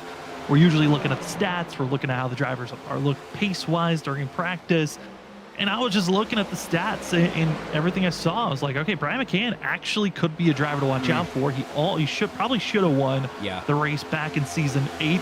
Now, that was back when we were running the ARCA cars and we were on the Legacy course. It was during nighttime, but it was a late caution that kind of ripped that win away from the 8 of Brian McCann. And he had been teaming up with Larry Yingling, who in the past has also looked strong here. But just bad luck, bad juju, they could say, a commentator's curse. My pick'ems, I feel so bad for them every time now. It's starting to get to a point where I don't think we should do I don't know who to pick. I don't know who to pick at this point. I wonder like, if who do I want to put my bad luck on? I wonder if I could program in that we could pick the pace car. Oh, probably. Or we just pick ourselves. Yeah, there we go. I pick myself to win. Yeah. I pick for a good race. I'll just pick myself. 20 laps to go here tonight. Still waiting for our top 6 to make the decision. Do you pit? Do you stay out? We know Colby DiCarlo's attempt to stay out is still alive, but he is about to get passed by John Forbes. Only a 2-second difference between those two drivers. Here's the battle for position of Cody Reed and GT Irizarry. This is for 3rd place currently on track, as currently only 12 drivers are left on the lead lap currently, as we have lost Cedric Hunter to, I'm guessing, power outage once again for the 13. Christopher Norris, blown engine. He is out of this thing. Nicholas Renner is out as well with Ryan Kelly. All 4 drivers have called it an evening. Brian McCann still out on track, trying his best to stay out there on course. But the battling for 6th, 7th, and 8th, I think that's going to be the true difference maker here, Robert. Reason why? Vincent Sora has caught up to John Forbes. The gap was over 2 seconds. It's now down to just less than almost a half a second between the two, and they're closing on Colby DiCarlo. There's a chance here for the 51 and the 1 to really have a dogfight around a driver that's just trying to save the fuel to make it to the end of this race. That is correct, Sam, and we said this before. It ain't the first time we've seen the 1 in the 51 battle or the 51 battle of the 1, but my question is well, it might not even be a question. I probably already have the answer, but in talking sakes here, the 51 has ran down that #1 machine, you would think he might have burned off, his tires to 51 to catch up to the one.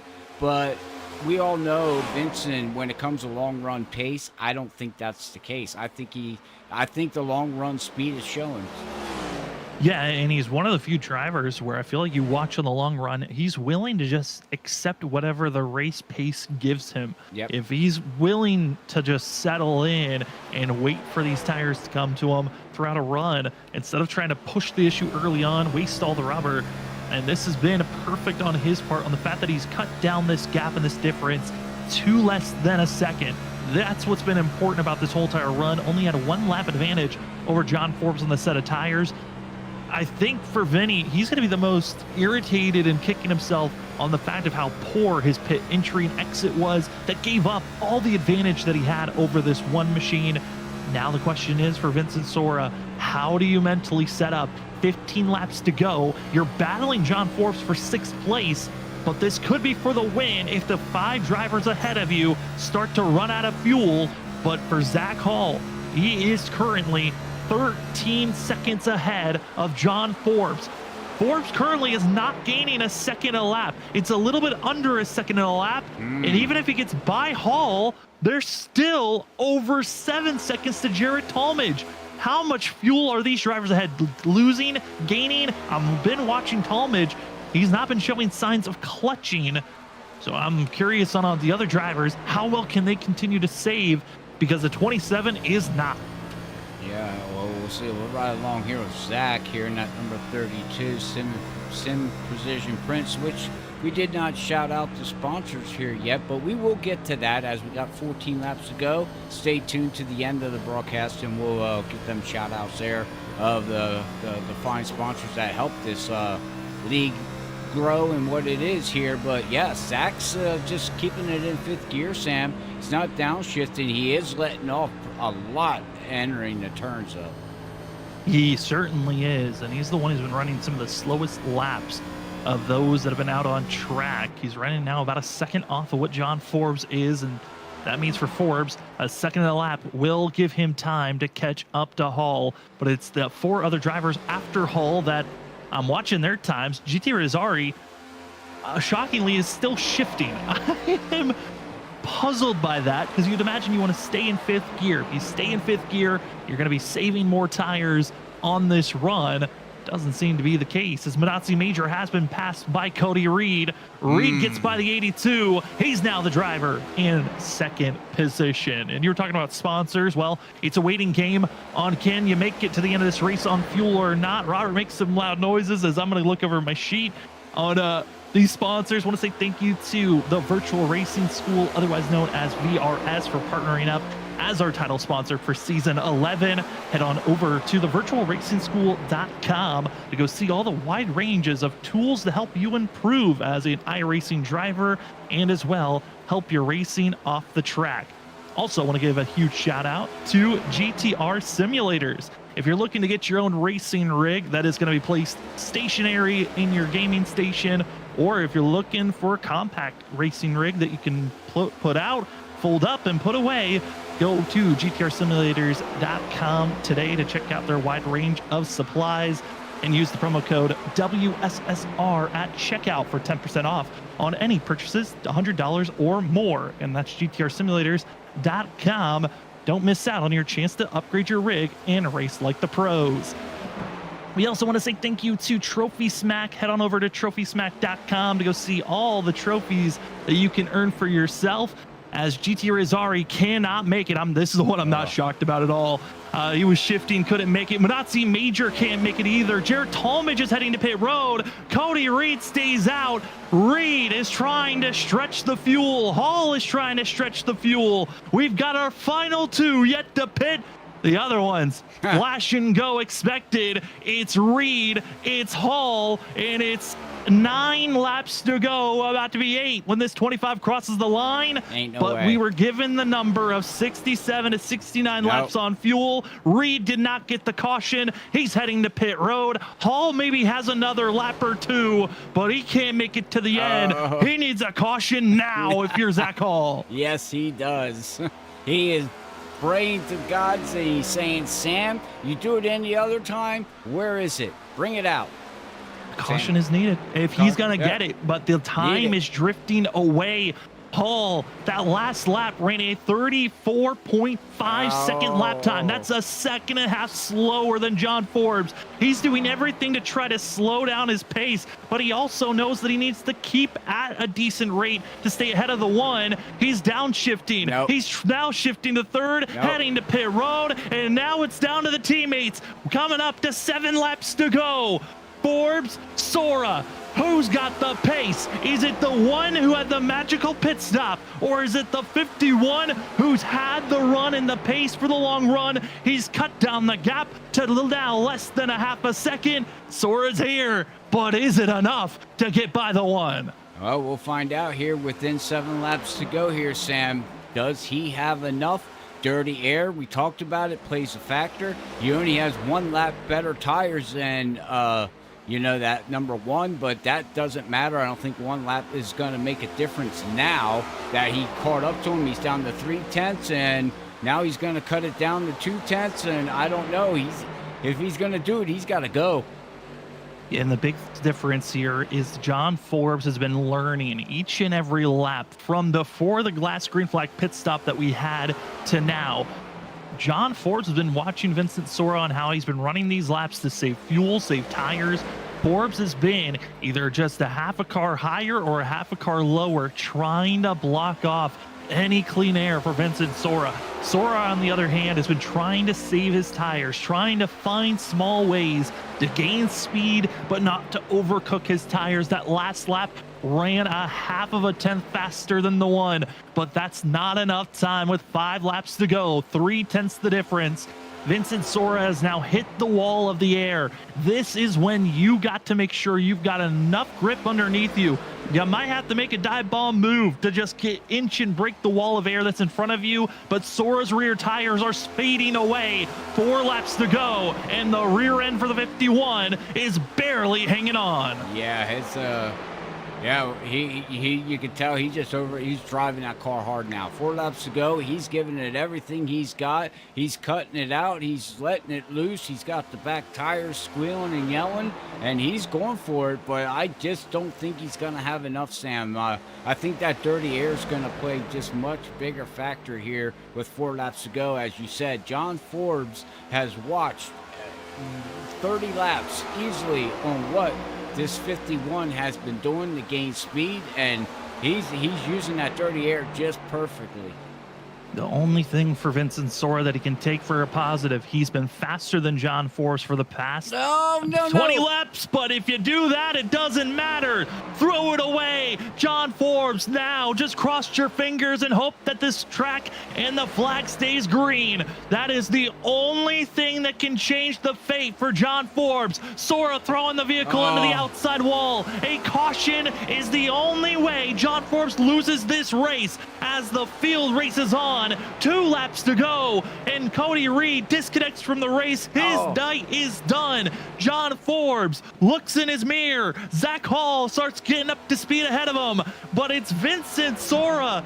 All the hard work, everything you put down, it simply was a pit road mistake that threw this race away. But off the exit of turn number 4, John Forbes looks up to the flag stand. It's white flag. John Forbes is 1 lap away from locking himself into the championship round of season 11.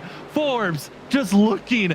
No more caution has to be worried. What a charge for the one machine. So patient all night long. He saw that his aggression was too much during the green flag runs. He found the patience to slow down, save his tires, maximize his speed during pit road. It gave him a 2-second lead. Vincent Sora had to burn his tires to catch him, but it wasn't enough. Put your ticket. John Forbes, you're racing for a championship again. Wow, and the curse is not yet with running that number 1 machine too. Remember that WSSR also gives you a chance. If you are the champion, you can change your number to 1. Well, he went from the 11 to the 1, and he is now going to race, like you said, Sam, in the top 4 for another championship to go back to back. trying to go back-to-back, trying to join the ranks of some of the greatest in the WSSR to do it. Larry Yingling went back-to-back back in season 2 and 3. Vincent Soro went back-to-back in season 4 and 5. Ben Nelson went back-to-back in season 7 and 8. And now the question is, can John Forbes go back-to-back for season 10 and 11? He's birthed a chance after all the woes, the worries of the first round, the threats of the second. But here tonight, John Forbes gets to race Auto Club with full confidence. A win here this evening, redemption for season 8, and John Forbes gets to head to victory lane. Congratulations to the one machine of John Forbes and Vincent Sora and Gavin Rogers. We will talk to our top 3 when we come back for the post-race show. Thank you so much for joining with us on your Wednesday night. We're not fully done just yet. We hope to see you in the chat after we're done with this slight break. We'll be back with interviews and a setup for next week. We'll be back in just a few moments.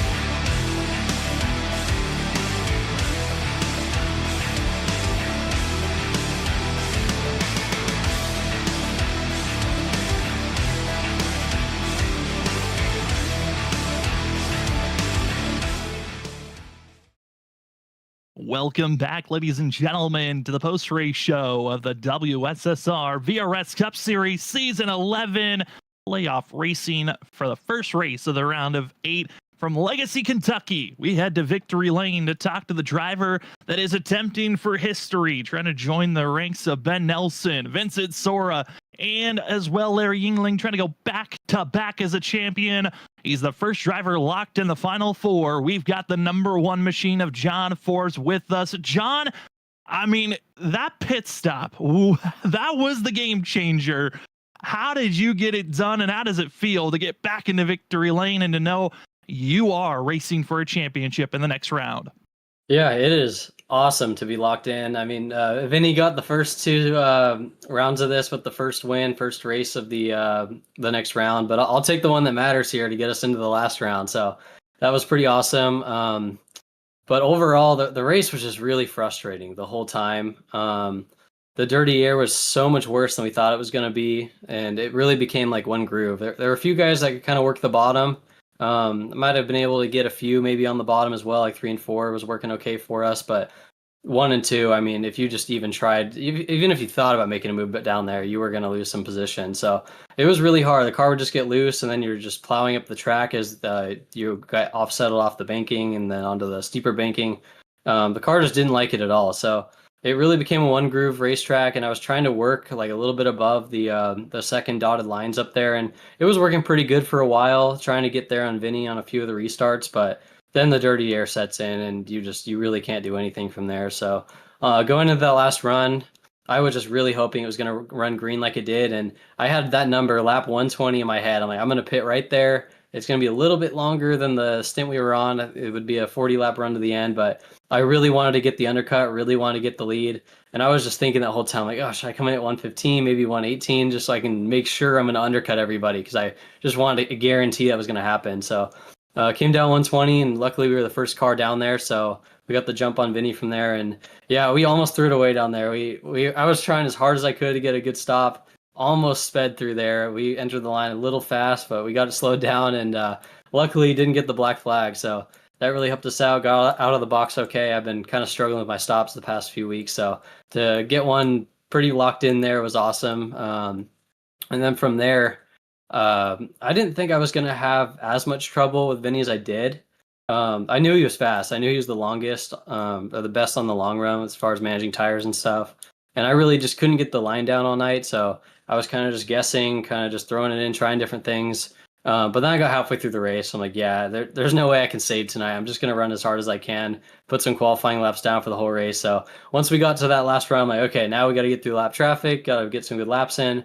And then we'll see where the race is going to be once I clear the lap traffic, and Vinny does as well. And as soon as we both cleared, it was just, he was lights out. He was taking a tenth or two off a lap. And I was just waiting for him to hit that dirty air wake, and luckily it was like a catch fence for us. It kept Vinny behind us, and we were able to hang on to take the win, lock ourselves into the last round. I mean, John, this has been an incredible campaign for yourself to just get to this championship round, especially after how rough that first round of this playoffs was for yourself, to then just carry this momentum into this round. How are you feeling about Auto Club next week, and how do you feel like next week could set the tone heading into that championship round?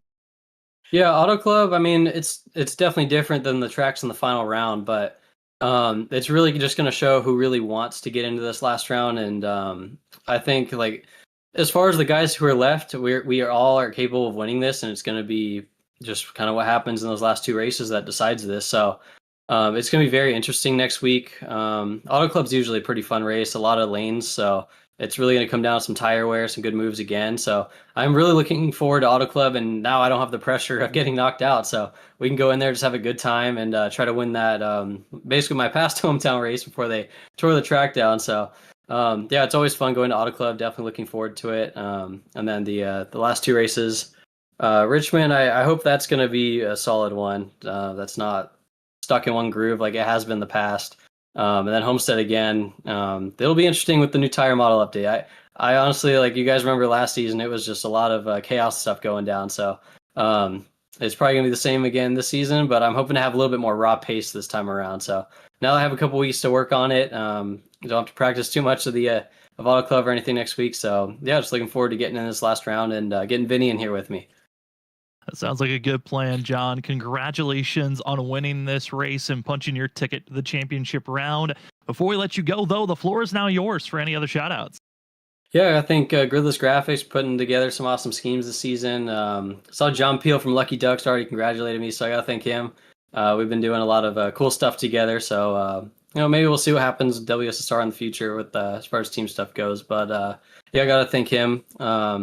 Got to thank you guys for putting the broadcast on. Friends, family watching. Got to thank everybody. Yeah, just ready to get on to the last round here. Excited for it. That will be your winner here tonight at the Legacy Kentucky first round of the round of 8, being the number 1 machine of John Forbes. John, enjoy this one, and good luck at Auto Club next week. Thank you guys. Have a good night. You too. As we head down to we head from victory lane down to second place. We're going to talk to the 51 of Vincent Sora. Vinny, the long run was your realm. You were so fast on the long run compared to the rest of the field. You just came up a few laps shy. Maybe you needed a little bit more grip at the end, but you come away second, even with those slight mistakes at the end. How are you feeling after your fantastic performance here this evening?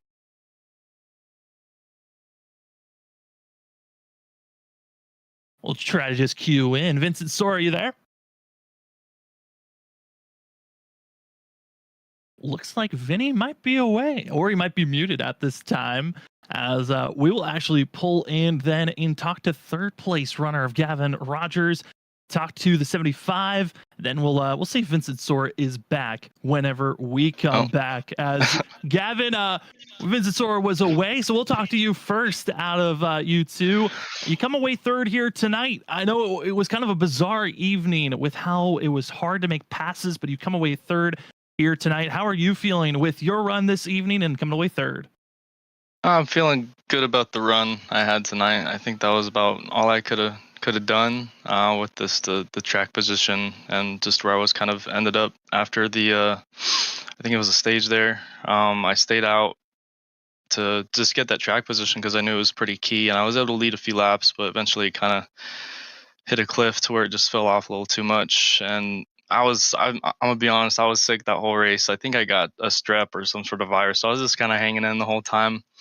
I kind of wish I got into my pit entry a little bit deeper there, or maybe pit a lap earlier or something. I feel like I could have had something maybe for John and Vincent. I knew Vincent was really, really fast. I might have had something for John, but I'm not too sure how it would have played out. But P3 is pretty nice. I haven't had one of those in quite a while. Obviously not a win, which is what I've been looking for. But you'll take them where you can get them. I mean, Gavin, we go ahead to Auto Club next week, last race of the round to try to make the final four. What's the confidence after running here tonight, heading into Auto Club, where we're expecting it to be a multi-groove racing? Yeah, after winning at Auto Club in our previous race there, it feels pretty good, but obviously the car drive's a lot different and the air is a lot different, so gonna have to adapt to that. Auto Club's always typically been a pretty good track to me. Just it's a big track and close pack racing. You never know what's gonna happen there. There's always a chance for a wreck or something to get caught up in pretty easily.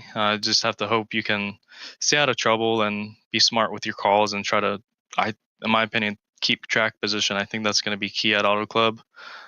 Depending on what the track conditions are, it could be really hot. Tires could be really, really key. But just have to see how it plays out. And hopefully we can keep it in the top four and make that championship and try to make a run for it.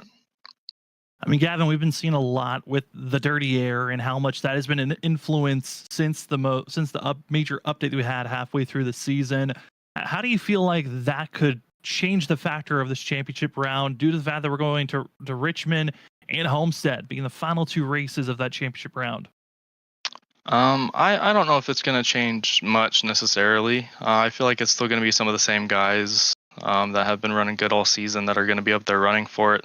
It's just a matter of almost, I hate saying it, but it's a matter of luck in my opinion at this point. You just have to hope you can't get caught up in a mess and just run your clean race and not make any mistakes. And that's really all it's about. Well, Gavin, we're excited to see how you perform next week on trying to punch your ticket to the championship round. But before we let you go, the floor is now yours for any other shout outs. Yeah, I want to shout out all my family and friends watching tonight. I want to shout out you guys for doing an amazing broadcast for this league, all the admins for doing what they do for the league, and all glory to God, and just have to hope this next race plays out. Can't wait to see how you perform next week. Congratulations on third, Gavin, on tonight here at Legacy, Kentucky. Enjoy this finish, and good luck at Auto Club next week. Appreciate you guys. As we move away from third, we'll see if we can talk to second place. I think we got the microphone situation figured out. Vinny, we'll try it again. Do you got us? I do. Do you guys have me? We have you. I don't know what the issue was that muted you out, but you come away second here tonight. How are you feeling after your performance and how strong you were on the long run? Yeah, I mean, I feel good. Just frustrated there with how the green flag stop went. If I could do the same thing that I have done in the past, which has cost me races, and I just go way too easy on entry, trying not to overstep it and lose the race. And John is just, I honestly think a green flag pit stop is probably John's best attribute on here. I've seen him just kill people so many times. I went back and looked at the in lap, and he had a 2-second quicker in lap than me. And that was about the gap when we came out. So ultimately that cost me the race. But yeah, I mean, I had really good pace. I led the most laps. And yeah, I think just dirty air there at the end. My car was handling really good, but as soon as I got within that 3/10 bubble, I just lost all handling, and John was able to hold me behind, and then the last few laps I was just throwing everything at the car, and I lost a second or two. But yeah, there's a lot of good takeaways from tonight. Solid points day. I don't want to say I'm safe yet, but I've got a really good cushion, so just got to go into Auto Club and be smart. Yeah, looking at the points, they just got updated, plus 18 heading into next week at Auto Club. We know, Vinny, those final 2 races are some of your best racetracks that we've seen you in the history of watching so many different leagues. But Auto Club, what's the confidence heading into that 2-mile course and trying to make it into that final round? Yeah, I mean, I'm confident pretty much anywhere I go to. Auto Club has, though, some of my worst luck, I feel like. Last season, or last time we went there, I was in a position to win and got caught up in a wreck late. And in previous leagues, I've come second by half a car length and stuff. But yeah, I don't know. I'm just gonna go into it and play the points game. I just want to get some good stage points and make myself feel a little bit more comfortable for the second half of the race. I think my pace will be there. Like I said, I just have to be smart and make all the right moves and get myself locked in. I know, Vinny, running with Nightmare Fuel, you guys have been so dominant this season, especially yourself and John. What is it like running with your teammates that are your toughest, or some of your toughest competition to deal with these final races coming to us? Yeah, I mean, it's fun. I feel like the voice chat tonight, especially, we were all so on edge. The car was really tough to handle there on the long run. We were all just silent. I feel like I didn't say anything, at least for the majority of the race. Yeah, it's fun. These guys, John, Jarrett, Tom, they push me to another level for sure. And I feel like we learn a lot from one another, and we have a lot of fun racing one another. And we're typically pretty clean to one another. And we have some pretty good battles. So yeah, it's fun. I really enjoy racing with all of them. And we just need to keep on elevating one another and get more wins. We can't wait to see what you guys have for these final 3 races of the season. Vinny, before we let you go, the floor is now yours for any other shout outs. Yeah, definitely. Just first off, John, for getting the win tonight. He did an excellent job, like I said, on that green flag pit stop. So shout out to him. I look forward to hopefully racing him in the final 4 here in a couple weeks. Shout out to my other teammates. Shout out to all the admins over here. Shout out to the guys who showed up tonight. It wasn't our best car count, but I think it might have just been the track, and we'll probably get it picked up for the last 3 races. And then you guys for broadcasting. Well, thank you for giving us such a great show to call. Vinny, congratulations on second. Enjoy it, and good luck next week at Auto Club on trying to make the final 4. Thanks, guys. Have a good one.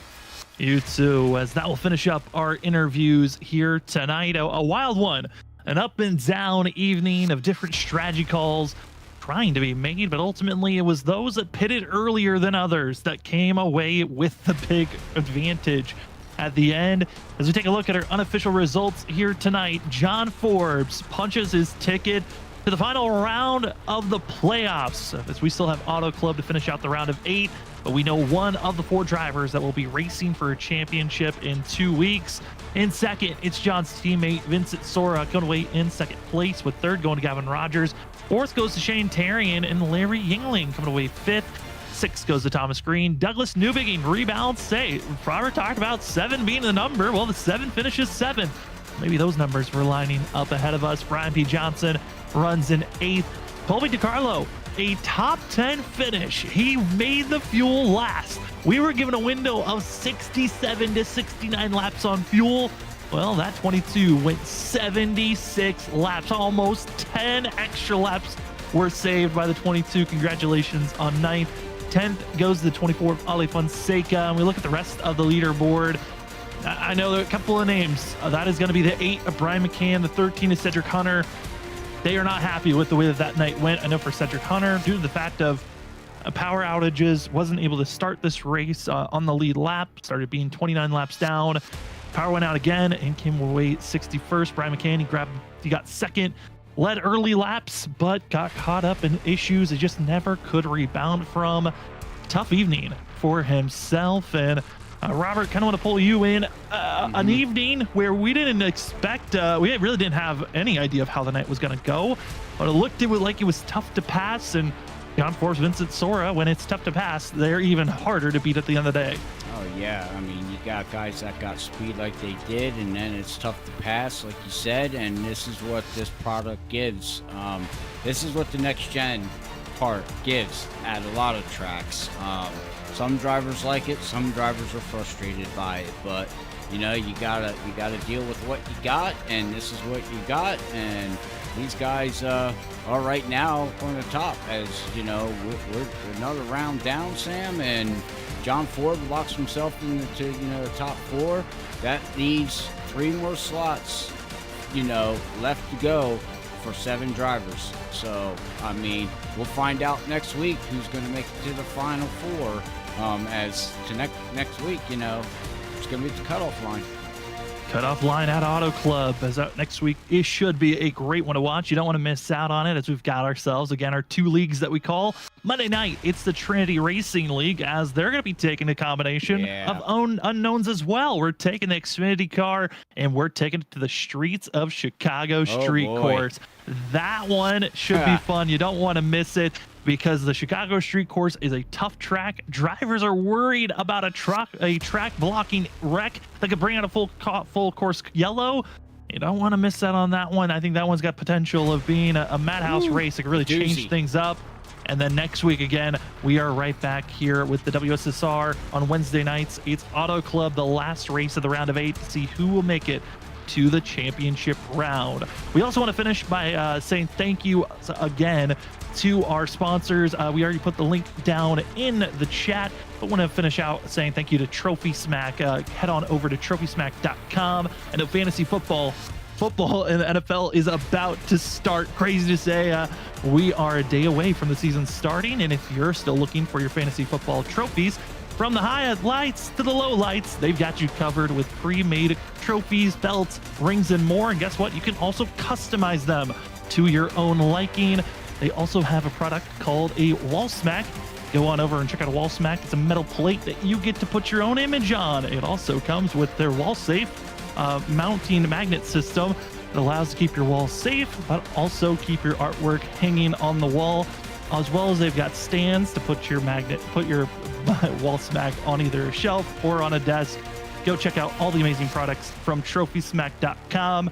And when purchasing your Wall Smack, remember to use the promo code WSSRSmack at checkout to receive 10% off of your Wall Smack purchase at trophysmack.com. And finally, we want to say thank you to Sim Precision Prints. If you want to find yourself with some 3D printed sim racing gear or one-of-a-kind pieces that are built with passion and precision, head on over to simprecisionprints.shop and see all the great ways that you can get some artwork that can help you with your racing or just have artwork for you for display.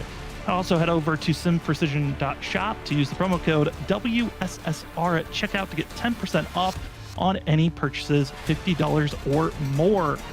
Robert, a lot of talking, a lot of sponsors to say thank you to, but any final thoughts before we call it a night here from Legacy, Kentucky? Not really, Sam. It was great calling it with you. Thank you, everybody out there, for tuning in. Hopefully you enjoyed tonight's commentating and tonight's broadcast by hitting that like button, subscribe button, and all that fun stuff. But other than that, Sam, we're down to the nitty-gritty now. It's now, we thought tonight was nitty-gritty. Well, every race that passes, it only gets more tougher, and it gets more important to make sure that you get the best position you can and finish these races. So on to Auto Club we go next week. Yeah, Auto Club. It's a wide 2-mile course. We're going to see every lane be utilized. We're going to see these cars utilize bump drafting, dirty air blocking, and ultimately, who's willing to use dirty moves to maybe get themselves into the championship round. You do not want to miss it. Next week's going to be a blast to call. But for us here tonight, we want to say thank you for joining with us. For myself, Sam Dyer, for Robert Moyer Jr., usually with us up in the booth on Wednesday nights is Richard Wolsifer. We want to say thank you so much for joining with us on your Wednesday evening, watching the WSSR VRS Cup Series on your Wednesday night here on Freaky Fast Broadcasting. We'd love it if you would hit that subscribe button and hit the bell notification button to be notified when we go live. Also, hit the like button so that we know that you're enjoying the show that we give you here on Mondays and Wednesdays. It is always a pleasure to give you the storylines, the calls, the great moments that we get on these racing evenings. We also want to say thank you to all the drivers, the sponsors that come out each and every night to support themselves as well as support the drivers, and for all the family and friends that are either chatting or just watching along. We appreciate every single one of you. But for tonight, thank you for joining with us. We come back next week. It is the chance to continue your hunt for a championship. Does John Forbes break the #1 curse, or does he become another one of the legacy drivers that goes back to back in the WSSR VRS Cup Series?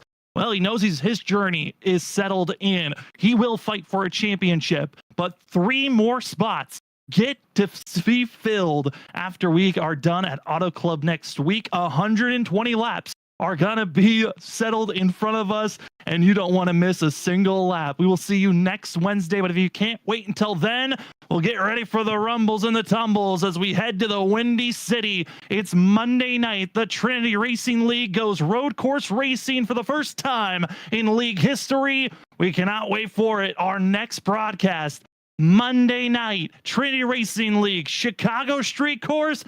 Do we see any road course specialists, or do we see someone special rise up to take the victory?